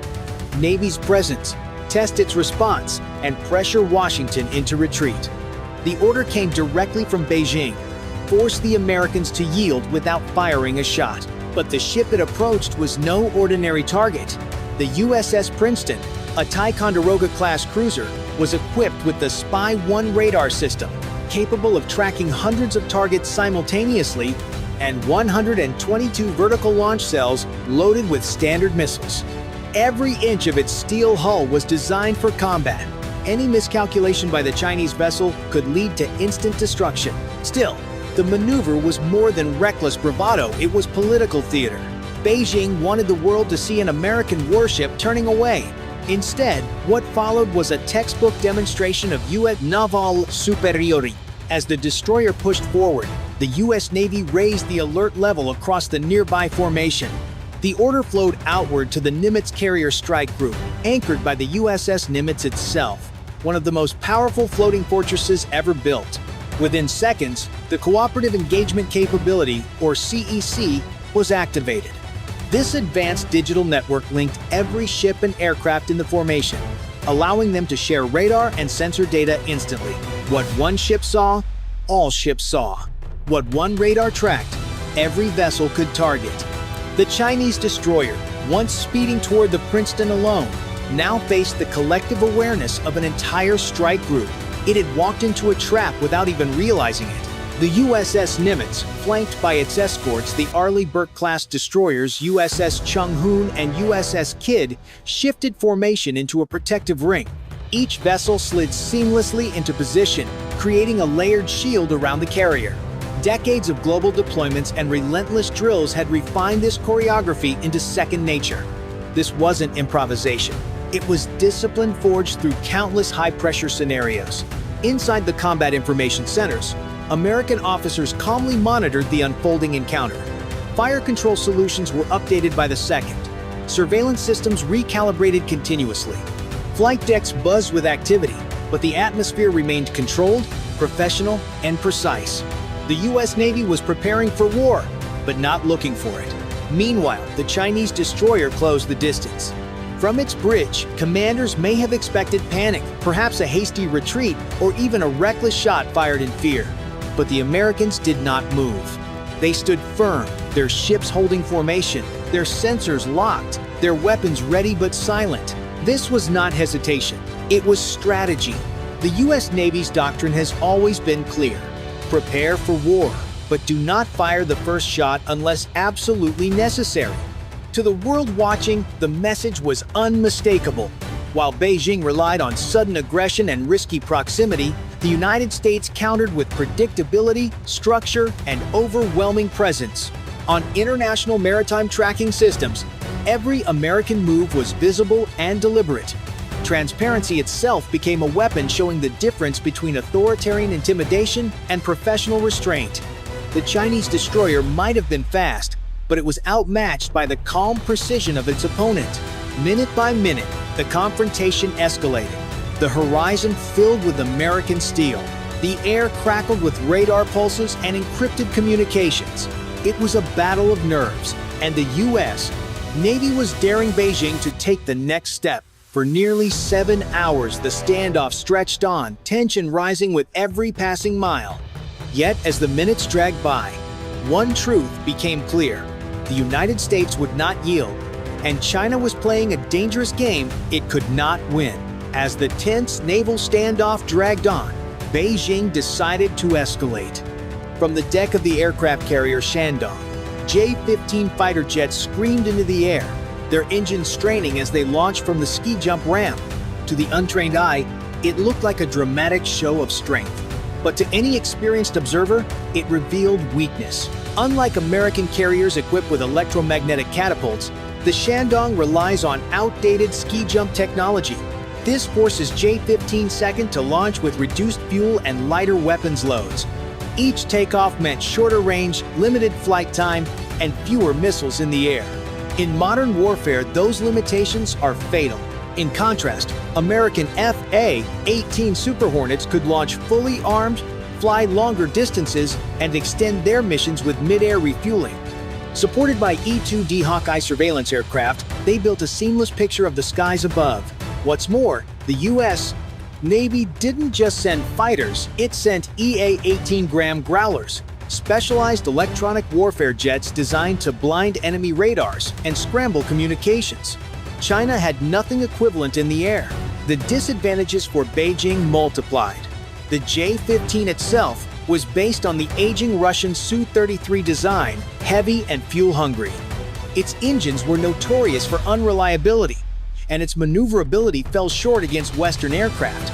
American pilots, flying combat-tested Super Hornets with advanced APG-79 AESA radars, had every edge in detection, speed, and agility.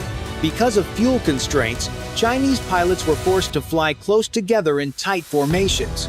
That decision, meant to conserve endurance, made them easier to track and even easier to target. From hundreds of miles away, U.S. radars locked onto their signatures. In a real conflict, one well-placed missile could wipe out multiple jets at once. On board the American strike group, radar operators calmly tracked every movement. The Hawkeyes relayed data instantly through Link 16, ensuring that the Princeton, the Nimitz, and every escort ship had the same tactical picture. To the Chinese pilots, the sky might have seemed empty. In reality, they were being watched, measured, and boxed in from all directions. The more Beijing tried to project power, the more it exposed its limitations. The J-15 second could not remain in the air long enough to dominate. They could not approach without being detected. They could not maneuver freely without running out of fuel. Every second in the sky drained their advantage further. What began as an attempted show of strength quickly morphed into a quiet humiliation. For every Super Hornet cruising with confidence, a J-15 was struggling to stay airborne. For every American Growler jamming enemy signals, Chinese fighters flew unprotected, vulnerable from takeoff to landing.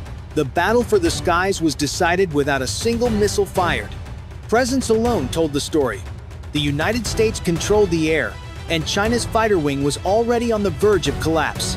The skies above the South China Sea were tense, but the real battle was not fought with missiles or dogfights. It was fought with invisible waves of energy, signals, noise, and digital deception. And in that domain, the United States held an overwhelming advantage. Flying alongside the Super Hornets, the EA-18 Graham Growlers switched on their ALQ-99 jamming pods. Instantly, Chinese radar screens lit up with chaos.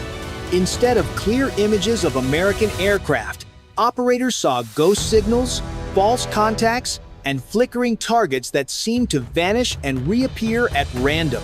The logic of their systems began to break down. For the Chinese pilots in their J-15 second, the confusion was even worse. They relied on ground-based radar support from Hainan Island, but those signals were now scrambled beyond recognition. When they looked to their instruments, the readings made little sense. Was that a Super Hornet closing in, or just another phantom created by the Growler's electronic storm? Meanwhile, the US forces were not blinded. Quite the opposite. Through the Link 16 network, every jet and every ship shared the same tactical picture. If a Hawkeye surveillance plane detected a target, that information was instantly relayed to the Princeton, the Nimitz, and every fighter in the air. The result was a unified digital battle space where no American unit ever flew blind. It was as if the entire carrier strike group had fused into one giant organism, seeing, hearing, and reacting as a single body. A threat spotted by one was instantly a threat targeted by all. This level of coordination left the Chinese forces utterly exposed.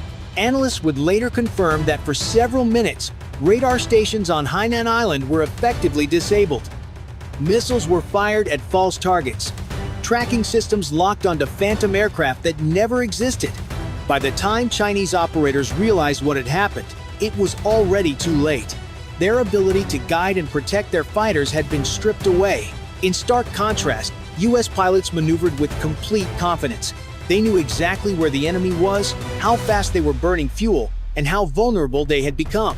While Chinese forces scrambled to separate fact from fiction, the Americans used deception as a weapon, controlling the pace of the battle without firing a single round.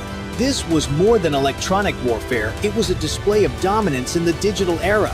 Where China sought to project power with noise and numbers, the United States countered with precision and information. In modern combat, data is as deadly as firepower, and America had both. The result was inevitable. China's vision of the battlefield blurred into useless static, while the US picture grew sharper with every passing second. Once again, the balance tipped. Without clear eyes in the sky, Beijing could not fight, could not lead, and could not win. While the skies turned against Beijing, an even more dangerous reality unfolded below the surface. Beneath the calm waters of the South China Sea, another contest was already underway, a battle of silence and stealth. And once again, China found itself outmatched. During a recent tracking exercise, a Chinese Type 039 diesel-electric submarine attempted to shadow US movements. At first, its crew believed they were hidden, gliding beneath the waves. But American sonar operators had already detected them. For more than an hour, US forces monitored every move of the submarine without losing contact. The Chinese crew made critical mistakes, turning too sharply, generating excess noise and exposing their position. In submarine warfare, noise is death. If this had been real combat, the outcome would have been swift and brutal. A Mark 48 torpedo, once locked on target, would need just 12 seconds to close the distance. There would have been no escape, no counterattack, only destruction. China's submarine fleet may be large, but its stealth technology lags decades behind. Against the United States' three-dimensional anti-submarine network, numbers offer no protection. From the air, P-8 Poseidon patrol aircraft scan the depths with magnetic anomaly detectors. On the surface, Arleigh Burke-class destroyers deploy advanced sonar arrays and carry helicopters armed with torpedoes. And lurking in the depths, nuclear-powered attack submarines, silent, patient, and lethal prowl choke points like the Luzon Strait and Bashi Channel. Together, these layers form a deadly trap. Even if one sensor misses a target, another will find it. Once located, a submarine's chance of survival approaches zero. The sea becomes not a refuge, but a cage. The ultimate proof came when the USS Virginia, a nuclear-powered attack submarine, carried out a chilling maneuver. After operating undetected for 8 days in contested waters, it surfaced without warning just 6 nautical miles from China's prized carrier Shandong. No missiles were fired, none were needed. The message was louder than any explosion. We were here the entire time, and you never knew it. For Beijing, the humiliation was staggering. A vessel meant to symbolize Chinese naval pride had been stalked in its own backyard, and its defenses had failed to notice. If this had been war, the Shandong could have been sunk before it even launched its fighters. American dominance beneath the waves was undeniable. It wasn't about firepower, it was about invisibility, patience, and control. Naval power is not measured only by the ships that float on the surface, but by the threats an enemy never sees until it is too late. And in that hidden domain, the United States Navy reigned supreme. For nearly 7 hours, the standoff had raged across sea and sky. Yet as the hours wore on, it became clear which side held the advantage. China's fleet, boxed in and overwhelmed, began to falter. In the air, J-15 fighters strained to stay aloft. Their limited fuel reserves drained quickly under constant radar lock from American systems. One by one, they were forced to break formation and return to the Shandong in emergency conditions low on fuel. Barely combat ready, there had been no dogfights, no missiles exchanged. But the invisible battle of endurance was decisive. China's air power blinked first. At sea, the situation was no better. The Princeton, the Nimitz, and their escorts maintained formation with unwavering discipline. Every Chinese radar ping, every maneuver, was tracked and countered. American aircraft patrolled the skies overhead. Submarines stalked silently below, and destroyers sealed the perimeter. The Chinese ships were contained, outmaneuvered, and stripped of initiative. Then, without warning, came the short and telling signal: end of exercise. Officially, it was presented as a planned conclusion, but observers noted the truth. It was an exit strategy, a quiet retreat from a confrontation Beijing no longer controlled. The mighty display of Chinese naval power ended not with fire, but with silence. And that silence spoke volumes. The United States had not fired a single missile, yet achieved complete dominance. Its strategy was restraint, not escalation; precision, not chaos. By relying on structure, training, and technology, the Navy had defended freedom of navigation and reminded the world of its unmatched reach. For China, the encounter was more than a tactical failure. It was a strategic embarrassment. Despite years of investment in warships, propaganda, and regional posturing, its forces had crumbled under sustained pressure. Their fighters burned out, their fleet lost control, their submarines were exposed. The lesson was clear. Raw numbers and bold gestures cannot substitute for discipline, coordination, and true technological superiority. The world was watching, and it did not miss the message.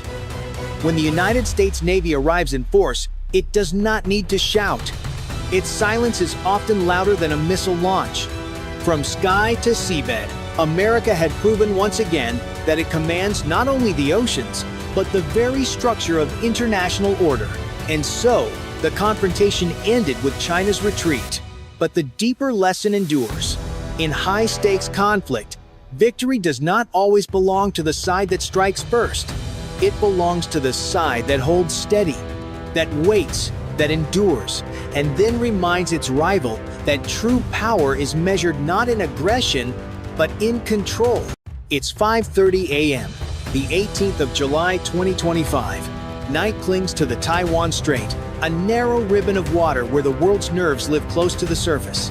On JS Maya, DDG-179, radar scopes bloom with returns, merchant ships on the lane, fishing boats drifting, and two hard, fast tracks pushing in from the west. The bridge is quiet, practiced. Orders move in short words. Helm holds a steady course along the international route. In the Combat Information Center, green light washes over faces as operators call ranges and bearings. A Chinese destroyer's silhouette slides out of the dark. Type 052D, its deck lights stark, its mast alive with sensors. A Type 54 Ampere's frigate follows, closer than comfort. Loudspeakers ready. Maya's navigation lights burn constant. The ship answers with a clear radio call, lawful passage. From the loudhailer behind, a spray-white China Coast Guard 3901 class prowls across the lane, her hoses glinting. Then another voice breaks in on VHF flat. Calm. American. United States Navy warship. Northbound. The geometry tightens. 3 flags, 1 narrow strait. If anyone misreads a signal now, steel meets steel, and the headlines write themselves. The Taiwan Strait is only about 70 nautical miles wide at its narrowest point. For outsiders, it may look like just another stretch of water, but for Asia and the world, it is a lifeline. Every day, tankers and cargo ships thread this narrow passage, carrying fuel, microchips, and consumer goods. If traffic stops here, factories slow, shelves empty, and prices climb across the globe. That is why warships watch this lane so closely. For Japan, the decision to send JS Maya northbound is more than navigation, it is about credibility. Tokyo wants to prove that its Navy can operate alongside the US, not just behind it. For Washington, the appearance of the USS Preble from the opposite end of the strait is no accident. Together, the Allies are staging what sailors call a freedom of navigation operation, a deliberate transit meant to show that these waters remain open to all nations under international law. On the Chinese side, the motive is equally clear. Beijing claims these waters as its own, dismissing the idea of an international strait. Its destroyer and frigate are not just patrolling, they are performing, making sure the world sees that any foreign presence will be challenged. To back them up, the Coast Guard and even civilian fishing vessels are drawn into the dance, blurring the line between law enforcement, militia, and Navy. This is what makes the morning of the 18th of September so volatile. One side insists on international rules, the other asserts national sovereignty. Neither can back down without losing face, and neither can push too far without risking collision or worse. Commanders on all 3 bridges know it. One wrong helm order, one misread radar lock, and suddenly the standoff becomes an international crisis. For sailors, the tension is not abstract. It is the risk of steel on steel, missile against missile, lives hanging on judgment calls in seconds. For governments, it is the balance between deterrence and provocation, a tightrope act played out in front of the cameras. And for you watching, it raises a simple but powerful question. If you were on the bridge of JS Maya, would you hold course to prove your right of passage, or turn aside to avoid a clash? Comment 1 for hold course, 9 for turn, and don't forget to subscribe for the next chapter of this unfolding story. On one side sails Japan's JS Maya, a modern Aegis destroyer built to shield fleets and cities. Its heart is a powerful radar able to see threats hundreds of miles away, linked to vertical launch cells that can fire surface-to-air missiles, anti-sub rockets, or interceptors against ballistic weapons. On deck sits a 5-inch gun for surface duels, and tucked aft, a helicopter hangar with a Seahawk ready to lift off. Maya is not the largest ship in the Pacific, but it is among the most capable, designed to stand in the line when things get dangerous. Facing her across the lane is China's Type 052D destroyer, bristling with long-range missiles. Its combat system mirrors the American and Japanese style, with phased array radar sweeping the skies and vertical launch cells ready for salvos. Alongside, it runs a Type 54 Ampere frigate, smaller but agile, with its own mix of anti-air and anti-ship missiles. To add pressure, A Zhaotu-class Coast Guard cutter trails close, carrying a water cannon and deck gun, projecting Beijing's claim that these waters are its own. From the north comes the USS Preble, an American Arleigh Burke-class destroyer. Its weapons are nearly twin to Maya's: interceptors, Tomahawk missiles, close-in defense guns, and a Seahawk helicopter. Its electronic warfare gear can jam radars and mislead missiles in the final seconds of flight. The U.S. presence is both a reassurance to allies and a direct signal to China. America will not leave partners alone in this contest. All three ships carry trained crews drilled to handle these tense moments. Radios keep crackling, engines hold steady revolutions. But beneath the calm, every sailor knows what is at stake: national pride, deterrence, and the line between warning and war. And that is where you come in. If you think Japan and the US combined can outweigh China's numbers, press 1. If you believe Beijing's sheer persistence makes it stronger here, press 9. And of course, subscribe to follow how this standoff unfolds in the next moves. By 6:15 a.m., the situation hardens. The Type 54 Ampere frigate swings closer to JS Maya, closing the gap to barely 1,000 meters. Its loudspeaker booms in Mandarin, demanding the Japanese ship leave what it calls Chinese territorial seas. On Maya's bridge, officers remain stone-faced. Their reply is steady: this is an international waterway, and the ship will continue lawful passage. A coded signal light flashes, reinforcing the message without raising the temperature. Meanwhile, the Zhaotu-class Coast Guard cutter turns its hoses toward Taiwanese fishing boats trailing behind Maya. Arcs of water lash small decks, forcing trawlers to sheer away. To the Japanese crew, it is a reminder the encounter is more than warship against warship. Civilians are caught in the middle, and Beijing is using every lever at once. Minutes later, the O-52D destroyer sharpens the tension. It alters course deliberately, cutting across Maya's bow at less than 500 yards, close enough that the wake slaps against the hull. The maneuver is dangerous, a show of force that risks collision. On Maya's deck, the whistle shrieks 5 short blasts, the universal danger signal, but the ship holds its line. Inside the Combat Information Center, operators track the Chinese vessel, fingers near fire control consoles. Still, the captain resists arming weapons. The rules of engagement are clear: defensive action only if locked by hostile radar or fired upon. The standoff stretches. Every ship now broadcasts position reports, not just to each other, but to the world. Civilian tracking networks pick up the movements, and the drama spreads across social media in real time. Far from the strait, in Tokyo, Washington, and Beijing, officials' phones buzz with urgent updates. For sailors, none of that matters. What counts is the next turn of a rudder, the next tone in a headset, the next blip on radar. At 7 a.m., a new factor enters. From the north, USS Preble, DDG-88, makes its approach, closing the geometry into a tense triangle. Its captain calls on VHF, voice calm but edged.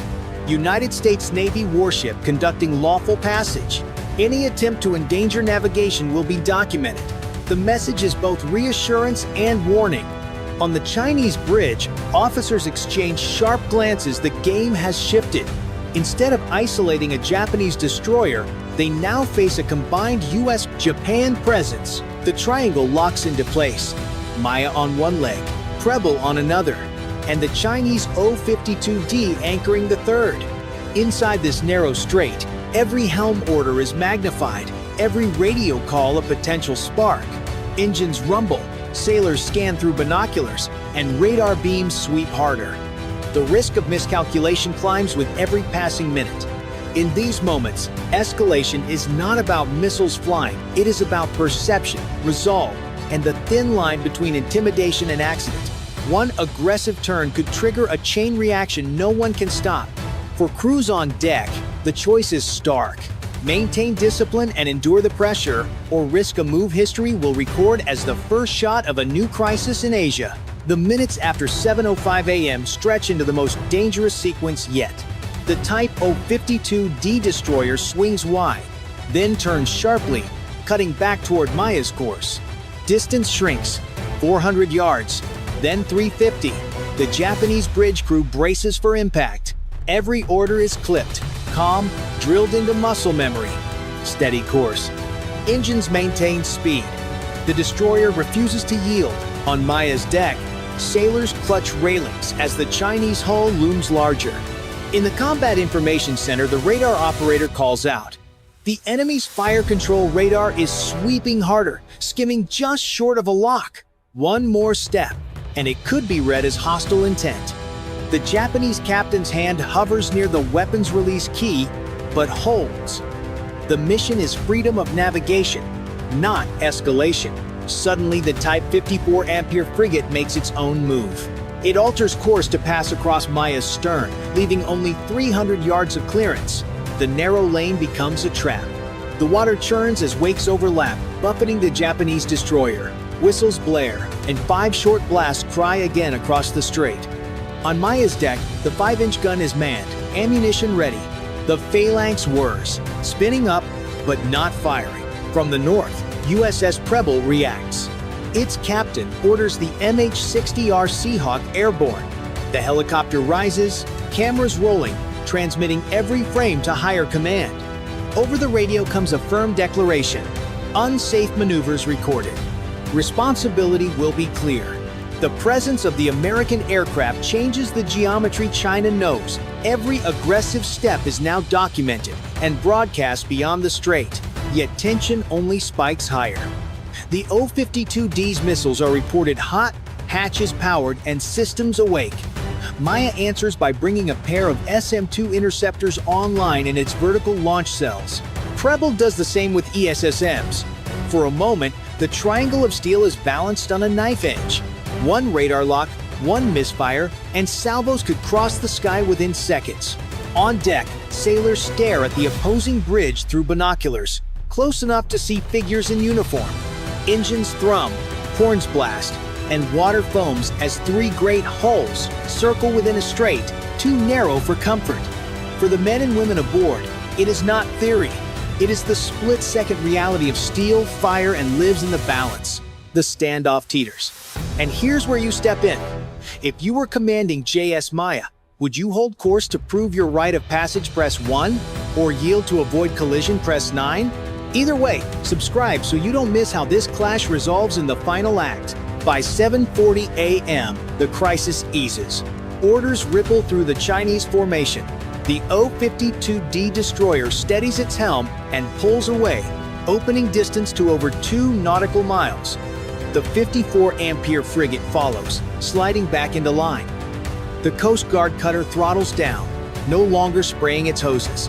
The geometry that had pressed so tight begins to stretch, giving every ship breathing room. On JS Maya, tension is still thick, but sailors exhale for the first time in an hour. Damage control teams sweep decks, checking for stress or collision marks. In the CIC, operators keep tracking every contact, knowing the shadowing will continue. Over the intercom, the captain's voice is measured. Transit continues, mission intact. The destroyer has held course. For the Americans on USS Preble, the outcome is just as important. By arriving from the north and standing firm, the ship showed that the US will not leave allies isolated. The presence of the helicopter recording every maneuver ensured the encounter could not be denied. For Beijing, the retreat is not defeat, but recognition. The cost of pressing further could have triggered an accident with 2 opponents at once. Beyond the strait, the meaning is larger. For Tokyo, this proves its navy can stand in contested waters without Washington taking the first step. For the US, it reaffirms commitment and deters attempts to squeeze partners. For China, it is a reminder that pressure carries risks, and staged shows of force can backfire. The Taiwan Strait remains a choke point where trade, military power, and pride intersect. A single near miss can ripple into diplomacy, markets, and security across the Pacific. That morning, the 3 navies stepped back from the brink. The next encounter may not end as calmly. Closing question. Did Japan and the US send the stronger signal by standing firm, press 1? Or did China prove persistence is its own power, press 9? Either way, subscribe now to see how the next standoff unfolds in the skies above the East China Sea. At exactly 0923 hours on the 14th of June 2025, the USS Princeton was slicing through the calm waters of the South China Sea on what was supposed to be yet another routine freedom of navigation patrol. Her spy radar, the most advanced naval sensor in the world, suddenly painted a return that shifted the crew's mood from routine to razor-sharp focus. A Chinese Type 052D destroyer previously loitering at a comfortable 200 kilometers away had just surged from 18 to 30 knots in under 90 seconds. Unbeknownst to the Americans, the destroyer's captain had just received fresh orders from Beijing. Intercept the Americans and force them to blink first. But Beijing was about to relearn an old lesson. Challenging the US Navy in open water has never been a wise idea. Far to the west, the massive silhouette of the Nimitz-class carrier USS Nimitz anchored the strike group's formation. This wasn't just a collection of ships, it was 104,600 tons of American diplomacy, carrying 90 of the most advanced aircraft on the planet, keeping the world's busiest sea lanes open. For decades, American sailors had safeguarded this region, ensuring that $4 trillion in annual trade container, ships full of electronics bound for Best Buy, tankers loaded with liquefied natural gas, moved without interference. They were in international waters, a solid 180 nautical miles from the nearest Chinese territory. The mission was by the book. Predictable course, transparent intentions, professional conduct, the kind of seamanship that separates real navies from floating militias. 3 minutes later, at 0926, radar operators confirmed the contact. A Type 052D destroyer of the Chinese Navy, threat level assessed as moderate to high. In the Princeton's Combat Information Center, the tactical action officer studied the target's vector with calm detachment. With 122 vertical launch cells bristling with SM-6 missiles, the Princeton could erase any hostile ship from the map in seconds. At the destroyer's current speed, weapons engagement range was just 17 minutes away. The math was simple and terrifying for the Chinese. Their YJ-18 anti-ship missiles could close the distance in under 4 minutes once launched, but the Princeton's SM-6 second could swat them from the sky long before they got close. By 0929, the question from the Princeton's captain was straightforward. What's the probable intent? The answer came back without hesitation. At this heading and speed, the Chinese destroyer would enter weapons release range in just 14 minutes. The Combat Information Center recommended going to general quarters. The captain's reply was pure American steel. Let's see how badly they want to embarrass themselves first. He wasn't bluffing. The South China Sea at that moment was crowded not with warships, but with the lifeblood of global commerce. 46 merchant vessels moved within a 50-mile radius. A Singapore-flagged container ship stacked with semiconductor crates, a South Korean LNG tanker worth $200 million, and countless others whose safe passage depended on the US Navy's quiet but resolute presence. Should Beijing succeed in militarizing these waters, every one of them would be at risk. The strike group's cooperative engagement capability went to work at 0930, seamlessly sharing the Princeton's threat data across the entire formation. The Nimitz, her flight deck buzzing with operations, subtly shifted her position. The destroyers Chung Hoon and Kidd adjusted stations, tightening the defensive ring around the carrier. Any attack against the Nimitz would mean running a gauntlet of American firepower from multiple directions. Every move was deliberate, professional, and precise. No wild maneuvers, no panic. Just quiet confidence backed by overwhelming capability. From above, it would have looked like a chessboard slowly locking an opponent into checkmate. By 0935, the tactical picture was about to get even more complicated. From high above at 25,000 feet, an E-2D Hawkeye orbiting in its racetrack pattern reported a change in the theater. Multiple aircraft were lifting off from the Chinese carrier Shandong. Their radar signatures matched J-15 fighters, China's answer to the American F/A-18, now climbing and heading south.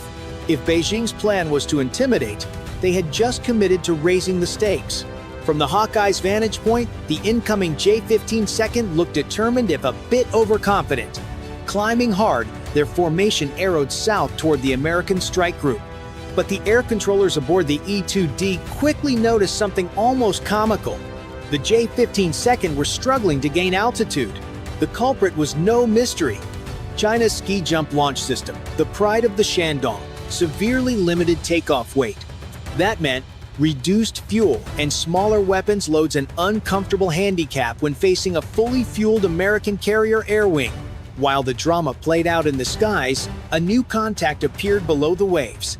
Sonar operators aboard the Princeton picked up the telltale acoustic signature of a diesel-electric submarine, bearing 80 nautical miles away.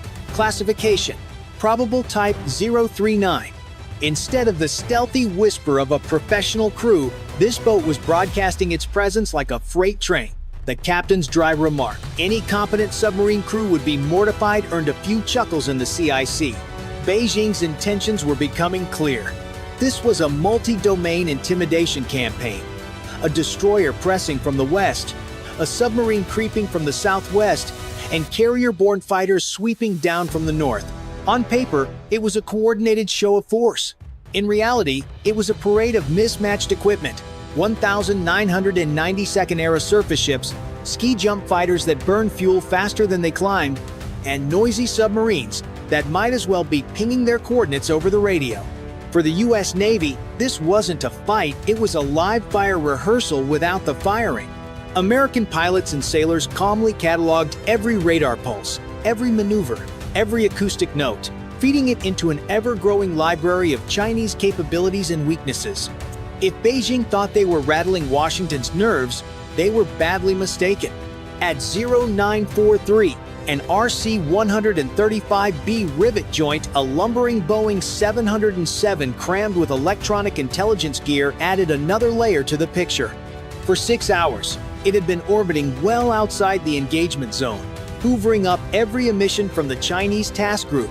The Mandarin linguists on board were, by all accounts, having a field day.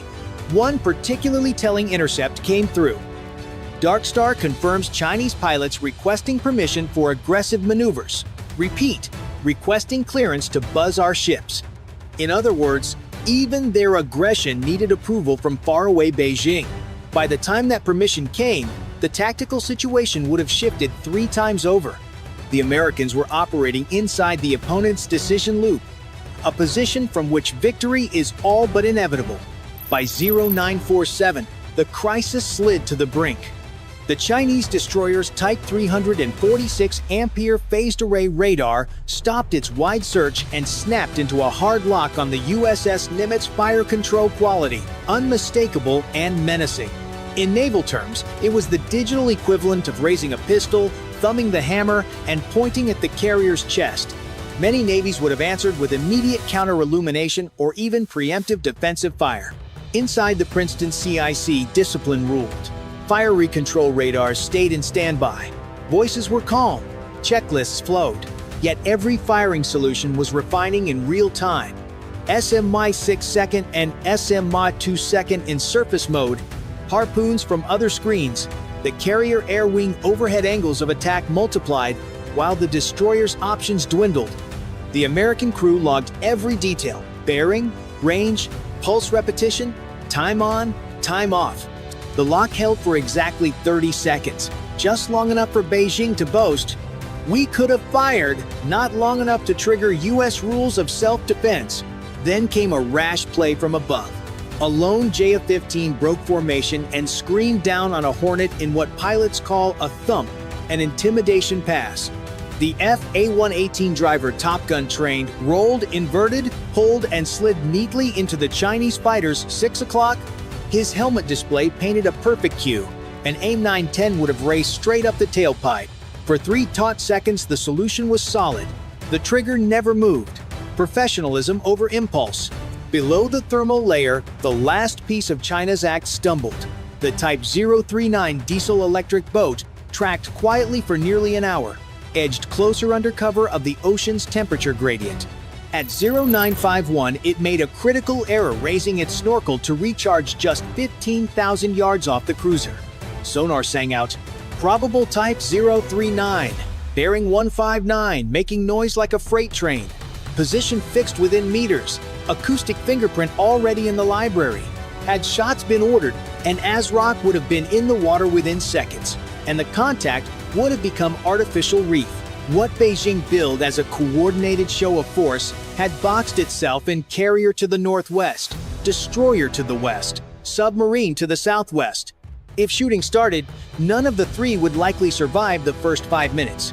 At precisely 14:30 hours, the USS Nimitz shifted from measured patience to overwhelming presence.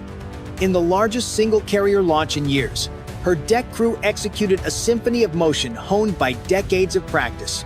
48 aircraft roared into the sky, Super Hornets loaded with live ordnance, EA 18-gram Growlers bristling with electronic warfare pods, and E-2D Hawkeyes ready to command the battle space.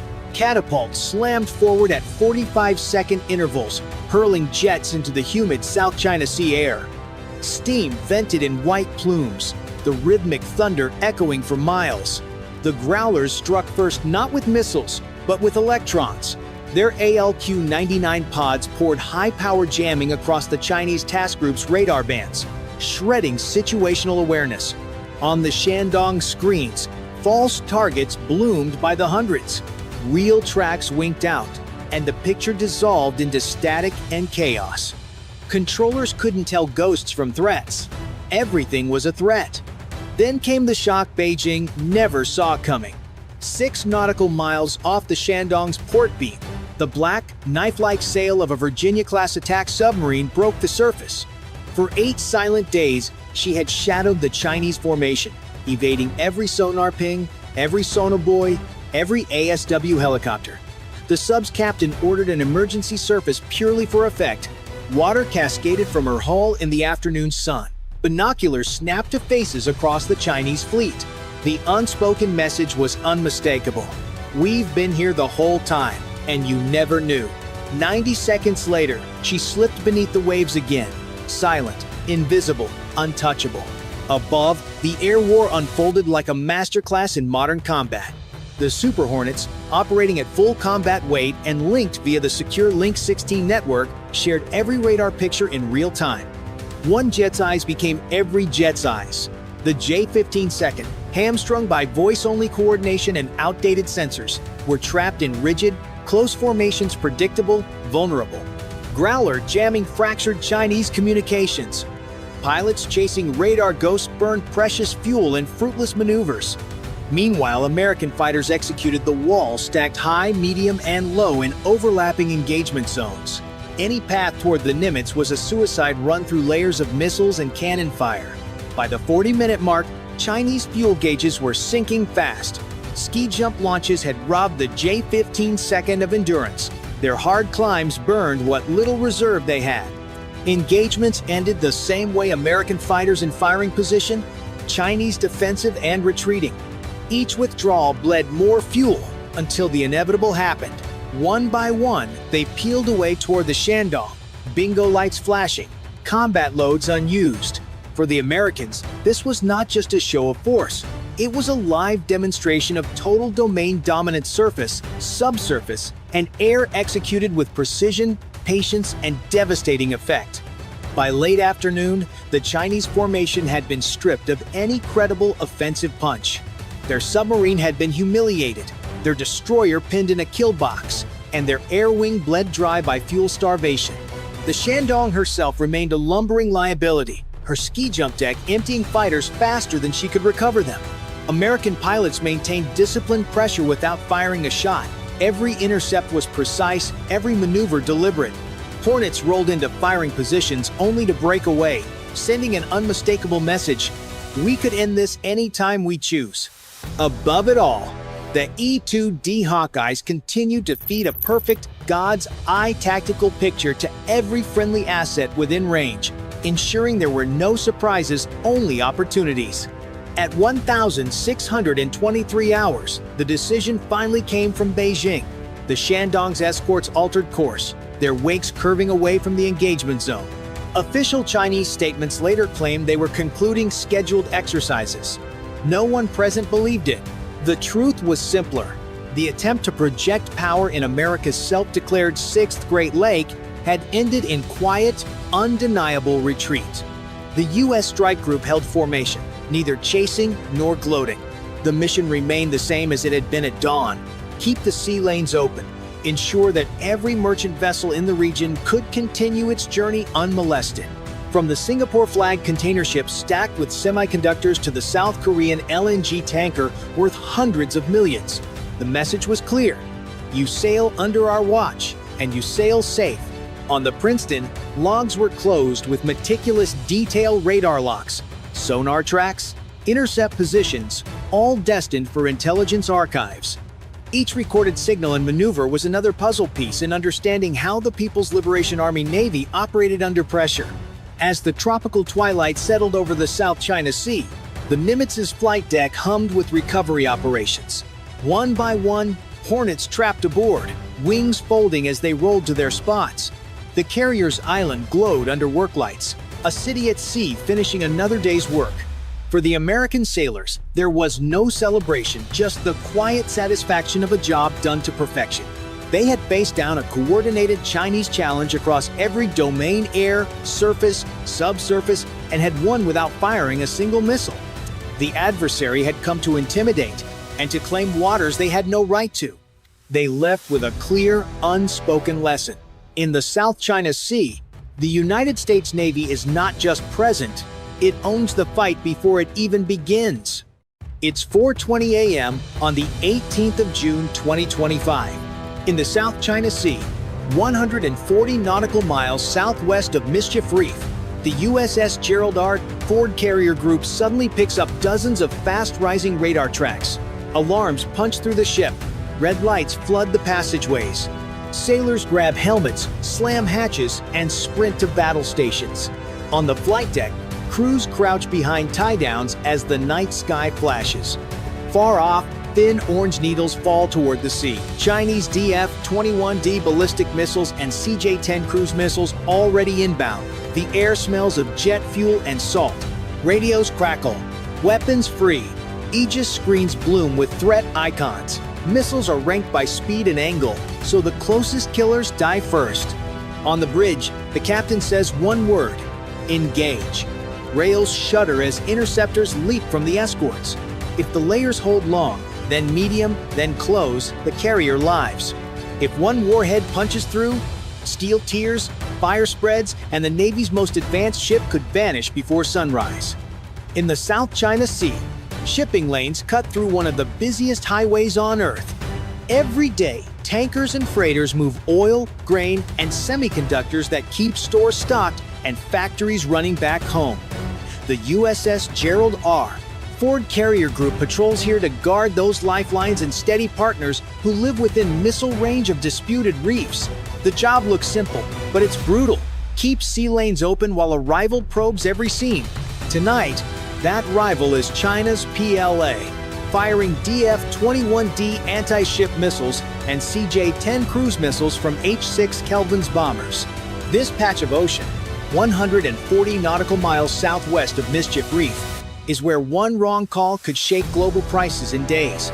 For the crew, the stakes are human first. If defenses fail, steel shatters and fire spreads in seconds. If a supercarrier goes down, it's not just a ship, it's a signal to every capital from Tokyo to Manila about who sets the rules. Insurance premiums rise, captains reroute vessels, freight costs climb, and the price of a phone, a car part, or a bag of rice ticks up for families far from this sea. Allies watch to see if Washington can still protect the commons. Rivals watch for hesitation. This night is also a test of economics. America built layered shields, Aegis destroyers, fighters on the roof, subs in the deep, each meant to swat fast threats.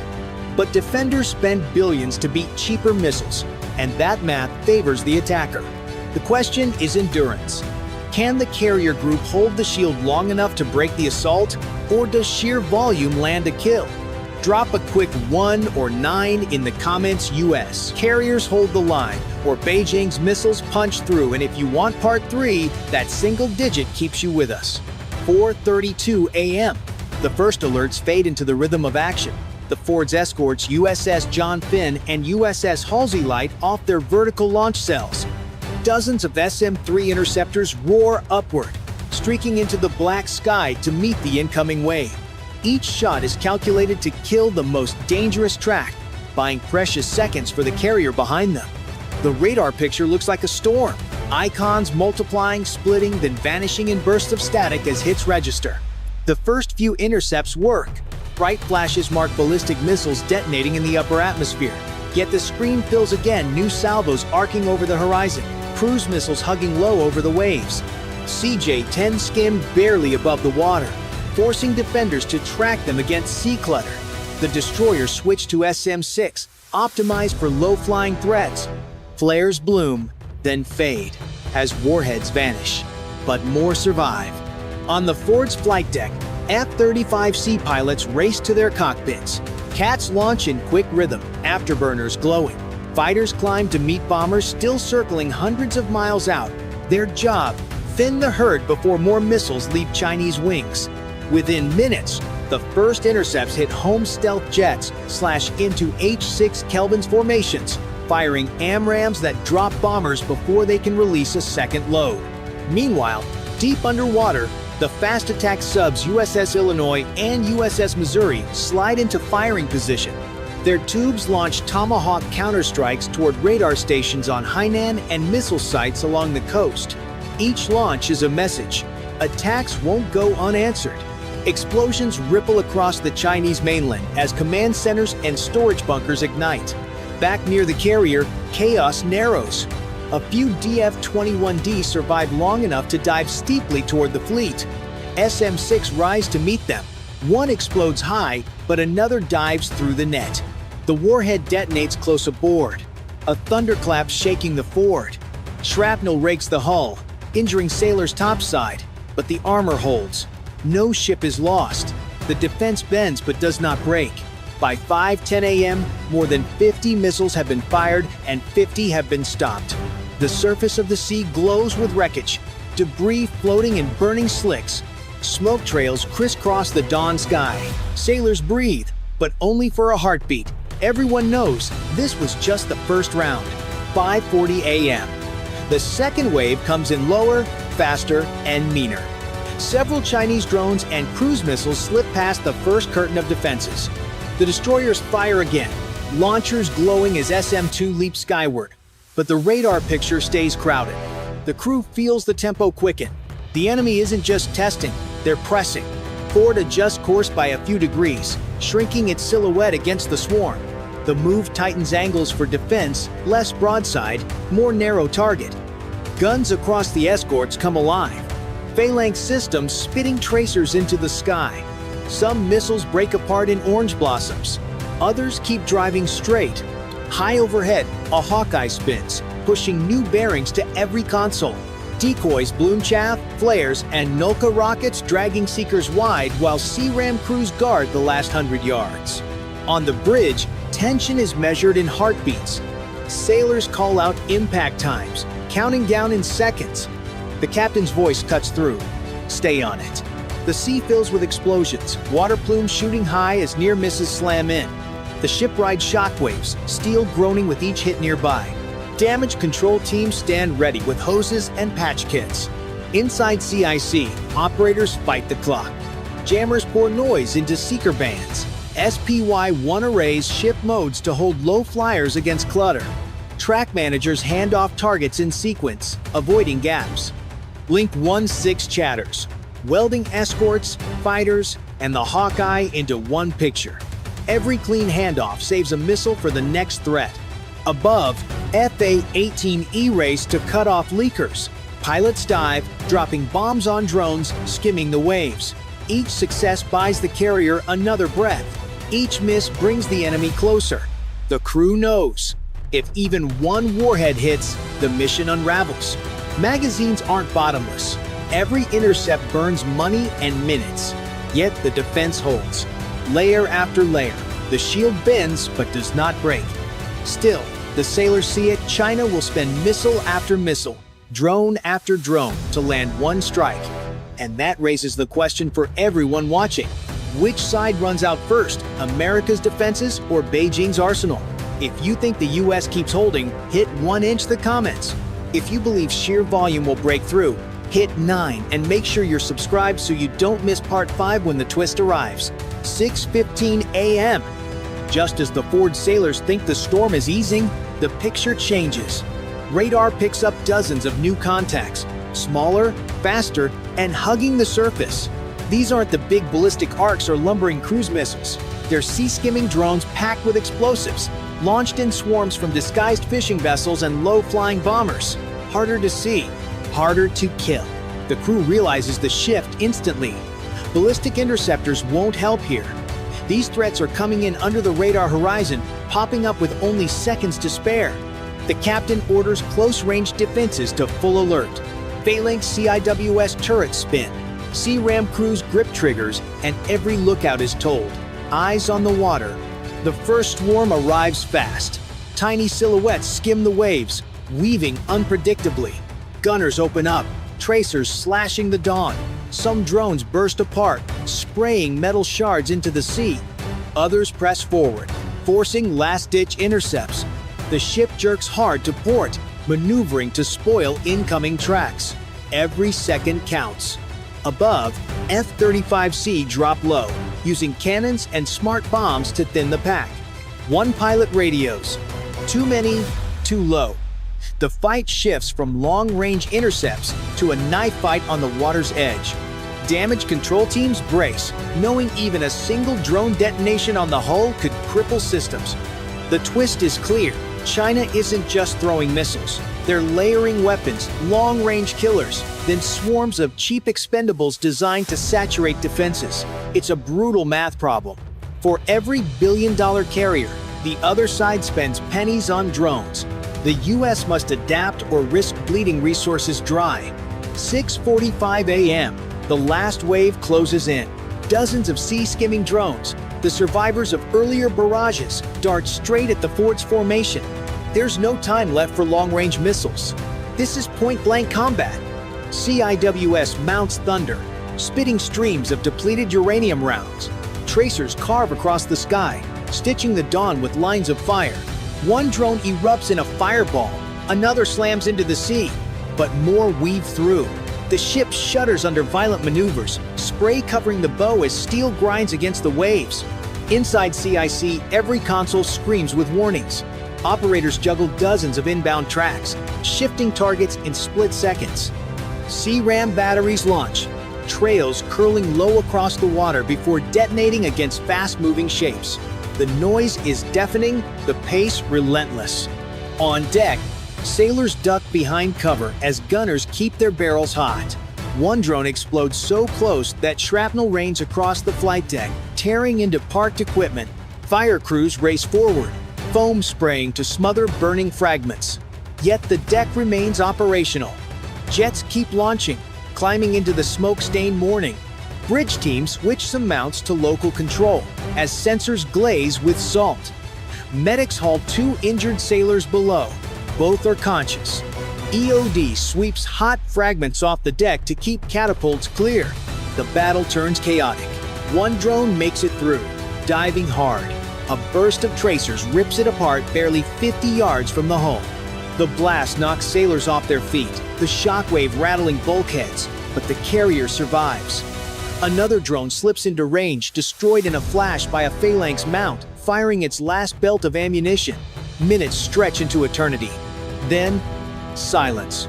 The sky clears, smoke drifts, the horizon is empty. The Ford still floats, scarred but unbroken. Its escorts circle tight, their magazines nearly dry. Crews exhausted, but the line has held. The climax has shown both sides the truth. Technology, training, and raw willpower can hold back even overwhelming swarms, but only just. And that leaves the question for you. In a fight this close, who really wins? Drop a 1 if you think America's layered defense proves unbeatable, or a 9 if you believe sheer numbers will one day overwhelm it, and hit subscribe so you're here when the aftermath unfolds in part 7. 7:30 a.m. The smoke thins over the South China Sea. Wreckage drifts across the waves, shattered drones, burned out missile casings, and oil slicks reflecting the first light of day. The USS Gerald R. Ford still floats at the center of its formation, scarred but alive. Its escorts circle close, some with empty launch cells, others with guns still hot to the touch. Sailors stagger from their stations, exhausted, yet knowing they've just fought the hardest battle of their lives. Result: the U.S. shield held. China's much-feared carrier killers failed to land a decisive blow. For Washington, it is proof that layered defenses work under fire.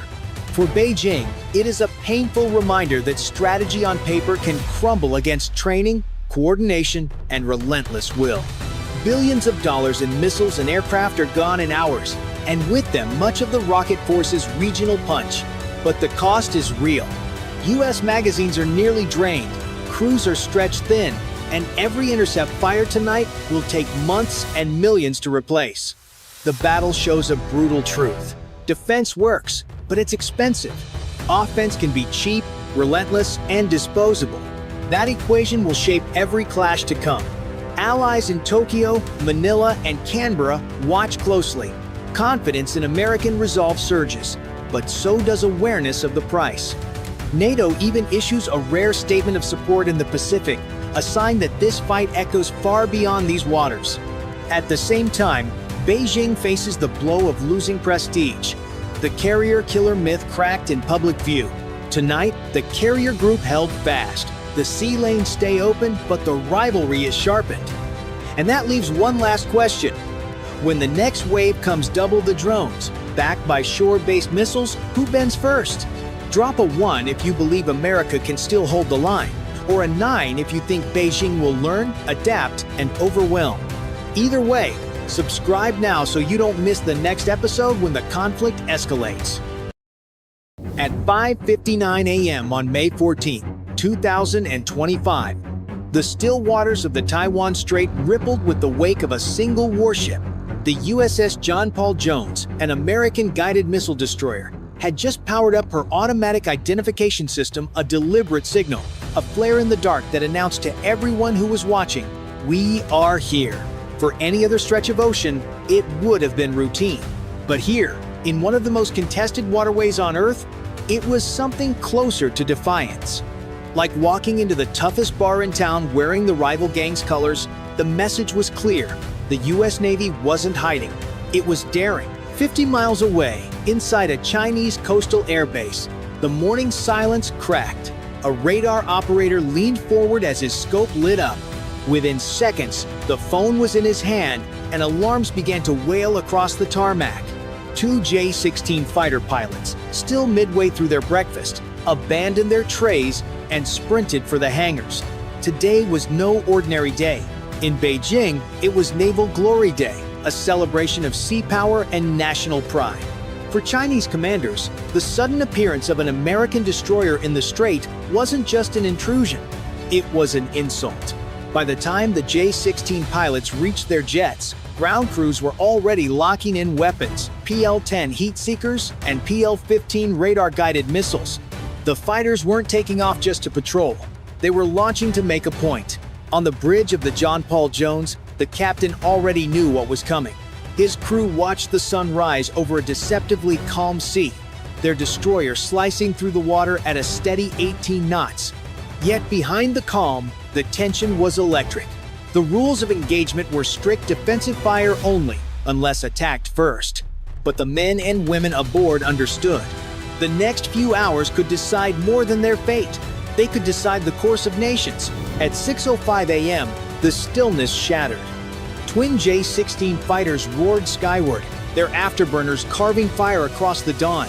In less than 2 minutes, they had climbed through 12,000 feet, radars warming, missiles armed, hydraulic systems green. These weren't patrol birds, they were hunters. In the Combat Information Center of the John Paul Jones, the Aegis system painted the tactical picture with cold precision. Merchant ships, fishing boats, a passenger jet en route to Taipei, and two fast-moving blips closing straight for them. The CIC crew didn't need words. Everyone knew what those tracks meant. The J-16 second weren't broadcasting their positions. Instead, their AESA radars, nicknamed the Ghost, quietly locked onto the destroyer. One second, the ship was just another silhouette on the horizon. The next, she was glowing bright inside the pilot's helmet displays. On board the American destroyer, electronic warfare sensors lit up. New emissions, X-band, pulse signatures, military, one operator called out.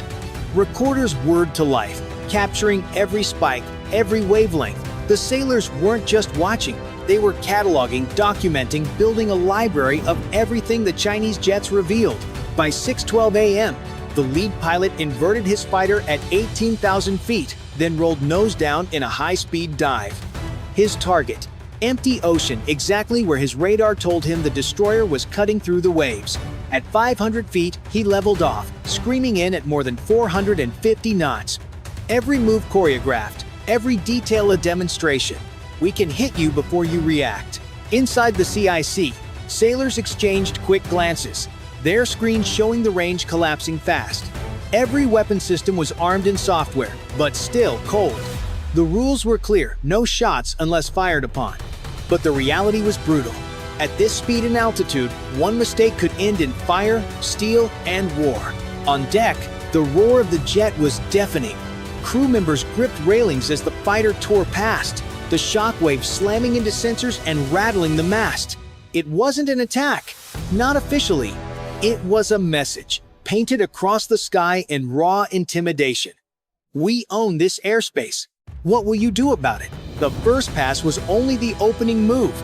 At 6:20 a.m., the two J-16 seconds slid outward and then inward again, settling into a textbook bracket.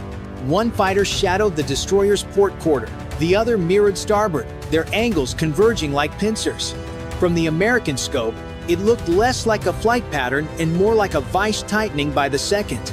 Inside the CIC, the Aegis plots updated with metronomic calm. Headings, airspeeds, closure rates, predicted turn radii. Calm on the screen, heat in the room. Everyone understood the subtext.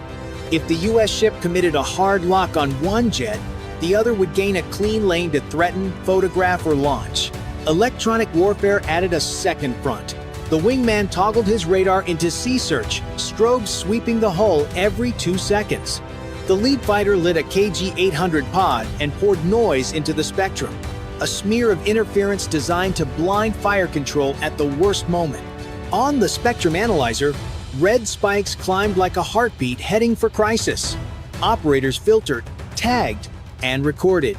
The order held, catalog, everything escalate. Nothing.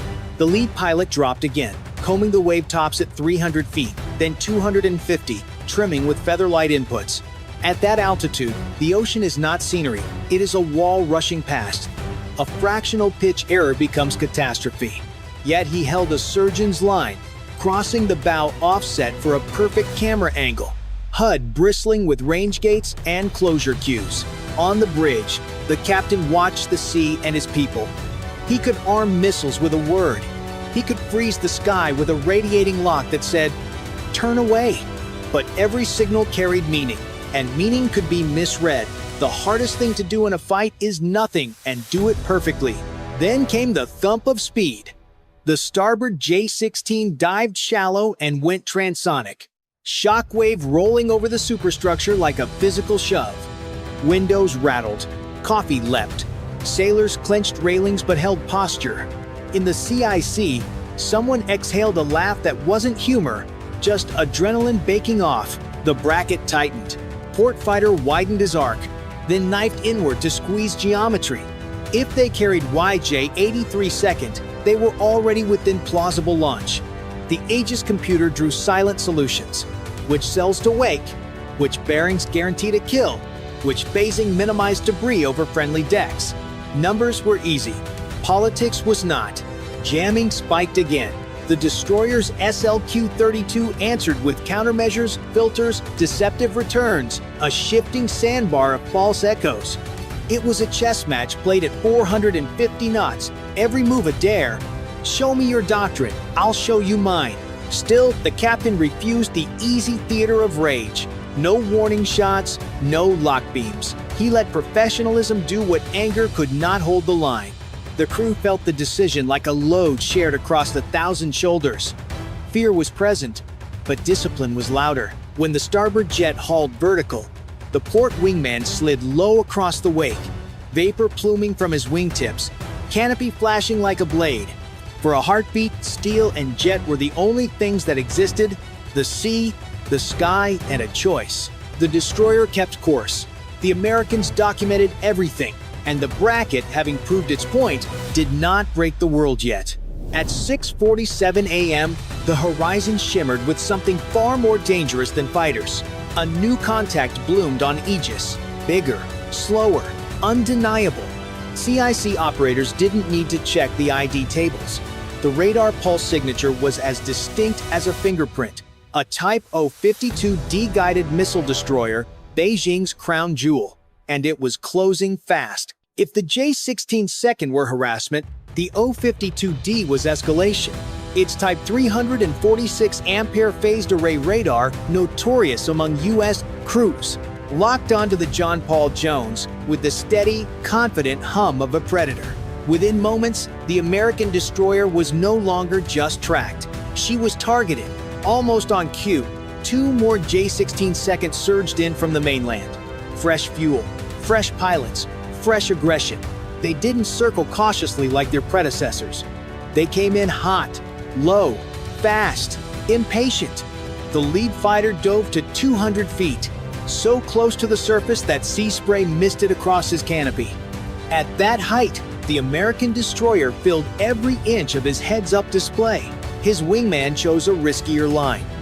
Instead of trailing the ship, he crossed the bow at barely 400 feet, afterburners igniting in a roar that drowned out bridge comms. The shockwave slammed into steel, rattling the mast, jarring bolts, making every sailor on deck feel the vibration in their chest. It wasn't just intimidation, it was a demonstration. You are boxed in, and boxed in they were. The J-16 second above, the destroyer ahead, sonar whispering of submarines below. The triangle of pressure was complete. Every move the Americans might make was mirrored by a counter.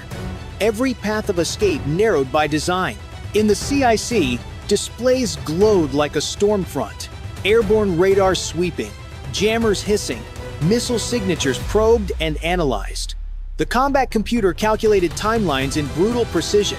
At this range, if the 052D fired YJ-18 anti-ship missiles, impact would come in less than 90 seconds. If the J-16 second loosed their payloads, the timeline was even shorter.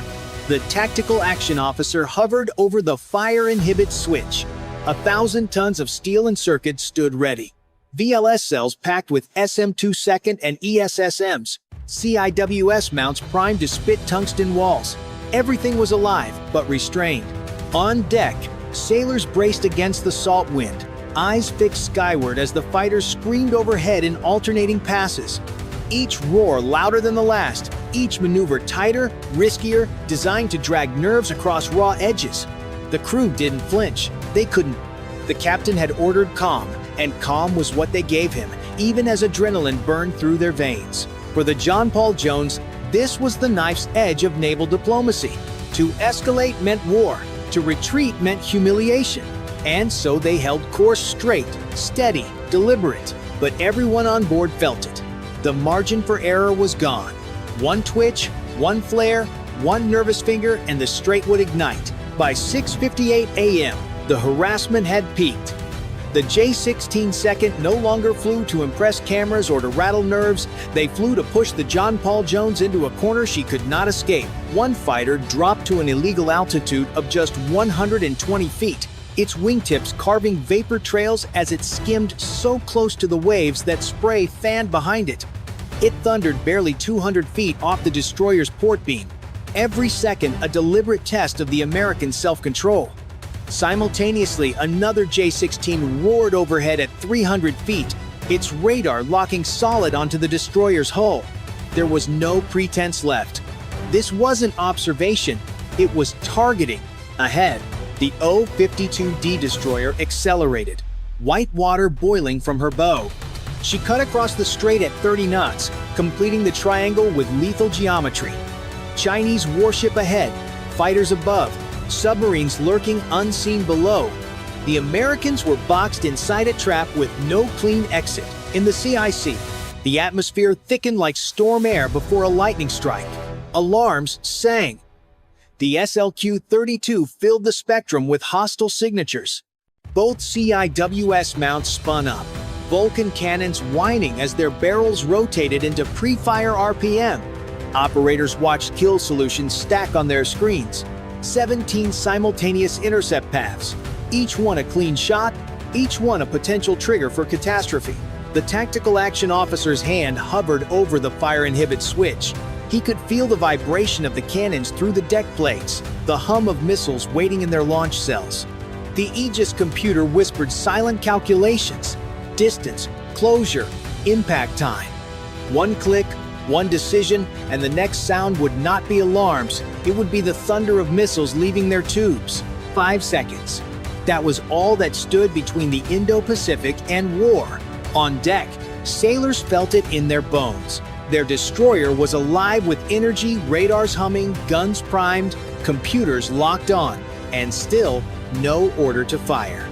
They looked skyward, eyes following the screaming fighter skimming the mast, knowing full well that if he loosed a missile at this range, there would be no second chances.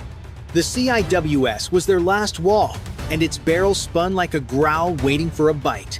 Inside the cockpit of the lead J-16, green digits scrolled across the pilot's visor, range gates closing, firing solutions updating every fraction of a second.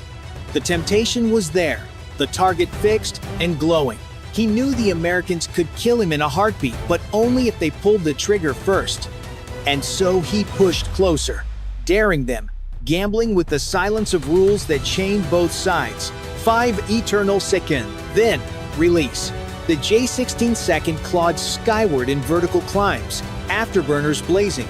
The O-52D eased her bow offline, throttling back into a shadowing posture. The trap dissolved as quickly as it had formed, leaving the John Paul Jones steaming forward, her engines steady, her crew wired with adrenaline and disbelief. They had survived, not because their weapons failed, but because they never fired. As the sun climbed higher over the Taiwan Strait, the echoes of jet thunder faded into the distance. The Chinese destroyer no longer charged, but shadowed from afar, her bow angled just enough to remind the Americans that she was still there. Above, the J-16 second dwindled into specks of silver, their vapor trails dissolving into the morning sky.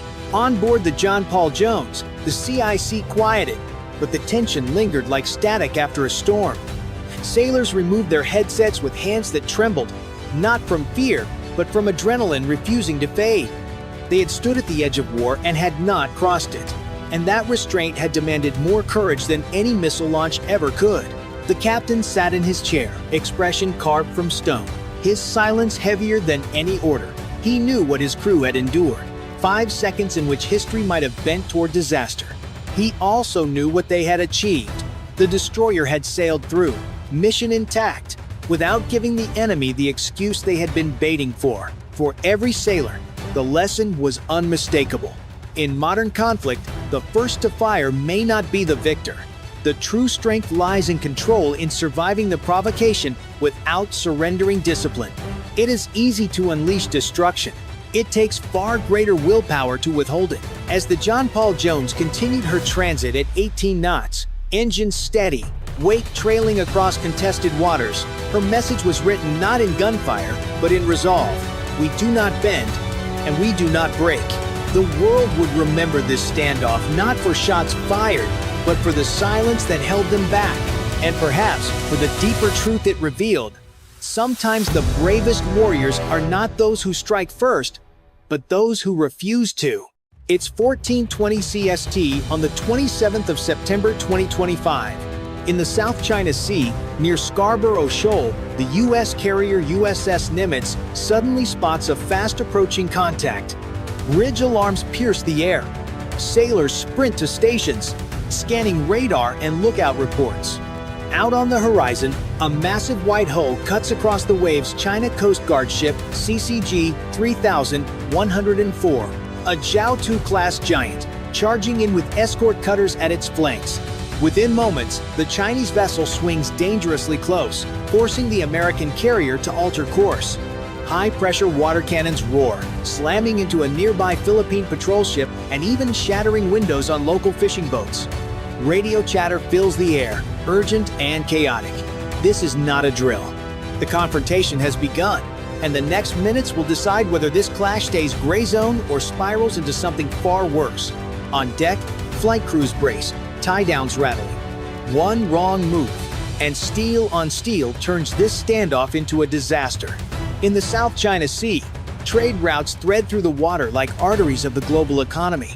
Every day, oil tankers, cargo ships, and fishing boats cross these lanes, and keeping them open means keeping daily life back home steady.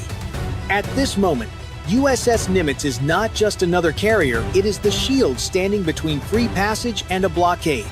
With it sails BRP Malabrigo, a Philippine patrol ship, and clusters of fragile fishing boats. Together they represent not just local survival, but the broader test of whether allies can count on America's presence. China Coast Guard ship CCG 3104, reinforced by 3 cutters, does not fire missiles or guns. Instead, it presses closer with high-pressure water cannons, sudden turns, and deliberate intimidation. These so-called gray zone tactics are meant to push without crossing the red line of war. But every blast that cracks a fishing boat's glass or forces the carrier off course pushes the boundary closer to real combat. For the fishermen, this is already a battle. Families hurt, boats damaged, livelihoods at risk. If USS Nimitz holds firm, allies breathe easier, knowing America still protects these waters. If it falters, the shockwaves ripple far. Higher insurance costs, uncertain markets, and doubt spreading through every regional capital. Washington's credibility, Manila's sovereignty, and the fragile balance of peace are all on the line in this narrow stretch of sea. So, what happens now? Does the carrier stand its ground, or does China's push force it back? Drop a 1 in the comments if you think the US must hold firm, or a 9 if you believe Beijing's tactics are shifting the balance. And if you want to see how this showdown unfolds next, make sure you're subscribed. 1435 CST. On the bridge of USS Nimitz, the situation grows tighter by the second. Radar confirms multiple Chinese cutters pushing in, while CCG 3104 blocks the carrier's path head-on. The order goes out. All ahead, slow brace for collision avoidance. The steel giant creaks as helmsmen adjust course, but the Chinese ship mirrors every move, keeping pressure on the carrier. Philippine patrol ship BRP Malabrigo calls over the radio, its voice tense. "We are taking heavy spray, windows shattered, fishermen injured." The water cannons blast again, hammering the smaller boats, sending shards of glass and terrified crews scrambling. Every fisherman knows they are caught between giants. 1442 CST. Nimitz launches helicopters to provide eyes in the sky. From above, the scale of the confrontation is clear. One U.S. carrier, a lone Philippine patrol ship, dozens of tiny fishing boats boxed in by Chinese vessels. The carrier's defensive jets sit on deck, engines cold, held back from escalation. For now, restraint is the mission. But restraint is costly. 1447 CST. A dangerous turn from CCG 3104 comes within mere yards of Nimitz's bow. Klaxons blare again, collision warning. The American ship holds steady, but the maneuver forces her to swing wide, breaking formation with the Philippine ship. For the Chinese, this is the play. Show dominance without firing a shot. 1450 CST. A rescue helo skims the wave tops, rotors throwing mist. Medics hoist 2 injured fishermen and flag another boat for tow. On open radio, Nimitz repeats a safety warning in English and Mandarin. Keep clear. Cease hazardous actions. CCG 3104 offers no reply. Instead, its pumps surge again, casting a glittering white curtain across the bow, daring the carrier to yield. As tension peaks, sailors grip rails, waiting for the next order. Hold course. Do not escalate, the captain commands. But every blast of water, every close scrape, drives home the truth. One mistake, one slip of steel against steel, and this gray zone clash explodes into crisis. The horizon is crowded, the air thick with radio calls, and the sea itself feels like a battlefield without bullets. The opening round has begun not with missiles, but with pressure, intimidation, and the raw nerve of men standing their ground. 14:55 CST. The standoff drags on, and every passing minute pushes nerves closer to breaking. China's cutters split formation, circling wide and darting back in to squeeze the carrier from both flanks. From above, U.S. helicopters track the moves, each turn precise, each pass closer than before. The message is clear. They are not leaving. 15 CST. Waves slam against the hull as Nimitz holds steady. On the flight deck, sailors crouch low, securing gear, eyes fixed on the horizon. Below, engineers monitor propulsion, ready if the captain orders sudden acceleration. The carrier cannot fire back, it must endure, even as the pressure rises. The Philippine patrol ship struggles to keep position, buffeted by spray. Its crew reports cracked equipment and exhausted men.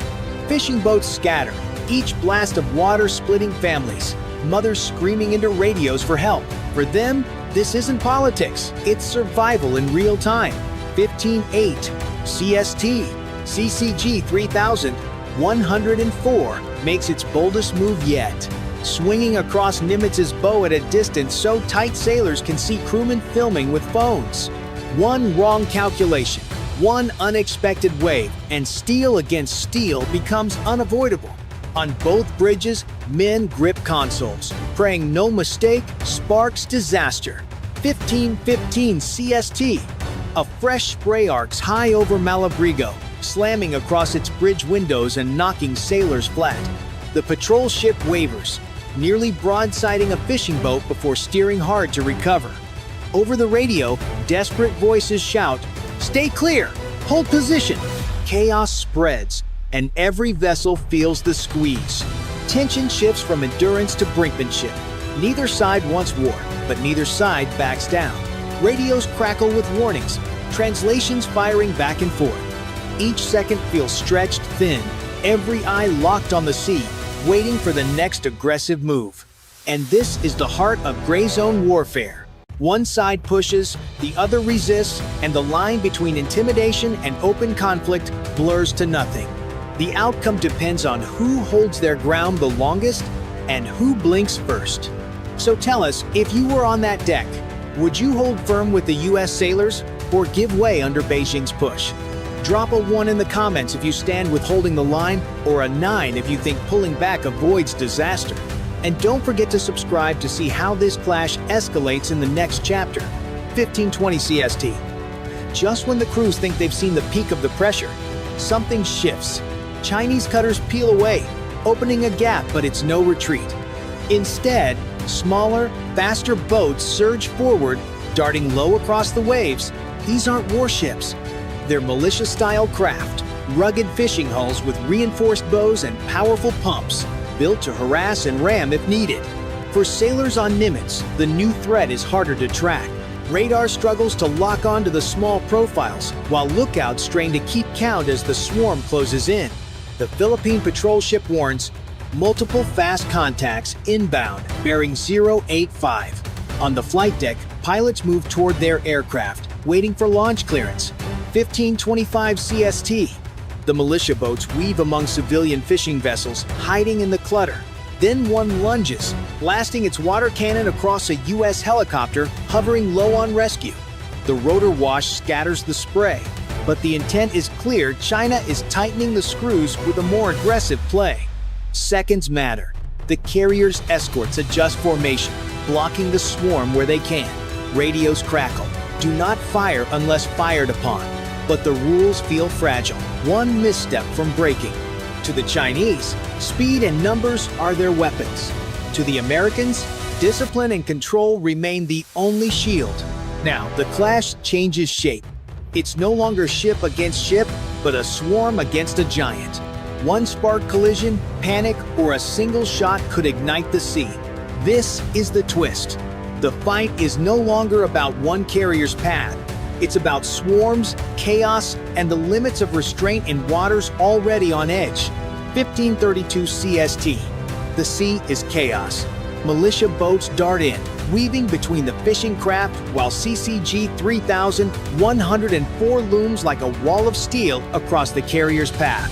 USS Nimitz, the largest ship in the fight, is boxed in by the smallest. Every sailor knows the next minutes will decide if this clash holds or breaks. Helicopters hover, their rotors cutting mist. One fishing boat drifts too close, caught between militia and patrol ship. The Philippine crew shouts warnings, but another spray blinds their bridge. At the same time, a militia craft swerves hard, its reinforced bow aimed straight at the carrier's flank. Sirens erupt, collision alert. The captain's order is sharp. Hard to port, hold your line. Nimitz shudders as engines surge, shifting just enough to avoid the ramming run.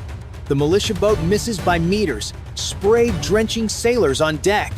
Cheers break out, but tension remains. The swarm isn't finished. 1540 CST. Two militia craft lunge together, aiming at the Philippine patrol ship. Guns swivel, warning shots prepared. But Malabrigo holds fire, blocking with its hull instead.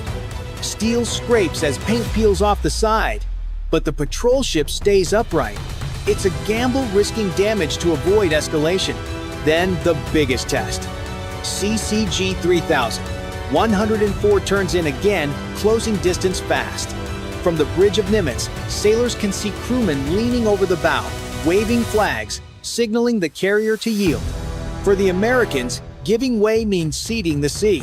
For the Chinese, forcing that turn is the prize. Engines roar. The two giants converge, bows slicing the waves, spray exploding skyward. Radios scream, orders overlap, men hold their breath. One false move, and 1,000 tons of steel will collide. At the last second, CCG-3000-104 veers off, missing Nimitz by a hair. The sea between them boils with churned water. A narrow escape, but also a message. Next time, they may not turn. This is the climax, the razor's edge, where restraint and disaster blur together. So if you were there, would you match steel with steel or back down to avoid the crash? Drop a 1 in the comments if you'd hold the line, or a 9 if you think stepping back saves lives. And be sure you're subscribed, the aftermath will change everything. 1550 CST. The confrontation finally eases, but the tension doesn't fade. CCG-3000-104 and its swarm of militia boats drift back, engines throttling down, their message already delivered. They can push a U.S. carrier and live to tell it. On the deck of Nimitz, sailors exhale, soaked and exhausted, knowing how close steel came to steel. The Philippine patrol ship limps alongside, windows shattered, crew battered but proud to still be afloat. Nearby, fishing boats regroup, families counting injuries, checking damage, whispering prayers of thanks they survived. For them, the clash wasn't about geopolitics, it was about getting home alive. The result, USS Nimitz survives intact, and the US shows it will not back down. But the cost is clear. China's gray zone tactics, cheap, persistent, and risky, force America into dangerous restraint. Every time the US avoids firing, Beijing learns how far it can push without war. Allies watch closely, seeing both reassurance in US resolve and alarm in the rising challenge. In Washington, the encounter will be debated as a victory of calm discipline or a warning sign that the old rules no longer hold. In Manila, officials hail the US presence, but quietly wonder how long one carrier can shoulder the strain. And across Asia, leaders take note. The South China Sea is no longer a contested sea lane. It's a pressure cooker, and each flare-up brings the water closer to boiling. For now, the sea is open. Nimitz sails on, but tonight's clash shows how fragile that openness really is. Next time, there may be more boats, closer passes, or weapons fired from the shore. The stakes will only rise. And here's the question left hanging. Is America proving it still holds the line? Or is China proving it can push without paying the price? Drop a 1 in the comments if you believe this shows US strength, or a 9 if you think Beijing gained the upper hand. And subscribe so you don't miss what happens when the next confrontation comes. It's 1742 on the 9th of August 2025. In the South China Sea, The USS John C. Stennis detects a high-speed track Mach 3, closing fast. Alarms hammer the ship. Sailors race to battle stations, boots slamming metal decks. On the flight deck, Super Hornets spark to life as handlers knife hand jets into position. Inside CIC, screens flash red, voices stack, tension climbs. E-2D calls, unknown inbound, bearing 240. Outside, the horizon glows as contrails scratch the dusk. To the east, China's carrier Shandong pushes forward, destroyers fanning wide. Link 1, 6 stutters, voice nets take over. 5,000 Americans brace for impact. One mistake, and this ship could be the next casualty at sea. The watch team pushes for clarity as DRFM noise creeps over the scope. A growler spools for launch. The deck shakes. Green shirts wave jets forward. In the flag plot, the strike group commander keeps his voice level. Hold the line. Somewhere ahead, a Virginia sub waits, silent in the thermals. Go! The South China Sea is more than water on a map. It is a highway of tankers and box ships that keeps food on shelves and factories running from California to Singapore. Tonight, the USS John C. Stennis sails as a shield for that flow. Every safe transit protects jobs, lowers costs, and signals that the rules at sea still matter. Across the horizon, China's carrier Shandong and her destroyers press forward to test that shield and measure American resolve. If they bend the lane even a little, insurers raise risk, allies hedge, and rivals redraw lines. The U.S. objective is stark: keep the sea lanes open no matter the pressure. For Washington, a carrier strike group is more than steel. It is credibility made visible. If it fails, premiums spike, partners doubt, and deterrence frays. The plan brings stealth, J-35, Type 055 with deep missile cells, and DRFM tricks that turn radar into a funhouse. The U.S. counters with E-2D eyes, growler jammers, and Aegis ships stacking layered defense. Link 1, 6 ties the picture together until it doesn't. A cyber cut can scatter the view, forcing crews back to voice nets and discipline. Here, seconds and training outweigh slogans. These stakes are human. 5,000 Americans eat, sleep, and fight on Stennis. Every choice carries weight. Beneath them, a Virginia-class sub stalks silently through a thermal layer. Somewhere ahead, a Yuan-class boat listens back. Overhead, AEW planes from both sides outline the fight. The question is simple and brutal. Who holds the lane when the jammers light up and the first missile leaves its rail? If you think the U.S. holds the edge, press 1 inch the comments. If you believe China's carriers and escorts can break the shield, press 9 and subscribe so you don't miss what comes next. At 1810, the first Chinese J-35 lift from Shandong. Their wings glint as they climb, radars on, missiles armed. The U.S. E-2D calls them out instantly. Multiple fast movers, range 200. On Stennis, the launch sequence is already rolling. Catapults, slam, steam blasts, and F, divided by A, 18 Super Hornets leap skyward, armed with aim negative 120 seconds, and har miss the fight for the air layer begins. At sea level, the Aegis destroyers swing into tighter arcs around the carrier. USS Higgins and her sisters load SM-6 interceptors, hatches snapping open. CIC crews mark every incoming track with cold precision. A buzz of voices turns into single commands, clear, fast, rehearsed 1,000 times. By 1820, jamming erupts. The J-35 throw DRFM decoys that splinter radar beams into ghost contacts. For a moment, SPY-1D sees too many targets to count. Hold tracks, don't waste shots, the commander warns. Then one lock stabilizes, and the first SM-6 streaks into the night.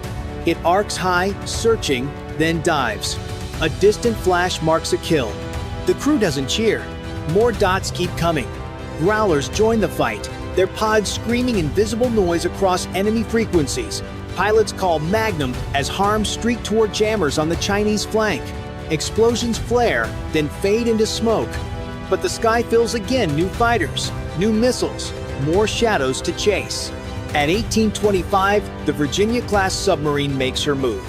USS Missouri launches a pair of Tomahawks, skimming low across the waves. They aim not at the carrier itself, but at the screen of destroyers forming the wall. If they can break that wall, Shandong becomes vulnerable. But the Chinese frigates spot the trails and scramble defenses, lighting the horizon with interceptors. One Tomahawk dies in midair. The other disappears into the haze. No confirmation yet. Above it all, contrails crisscross in jagged patterns. AMRAAMs chase PL-15.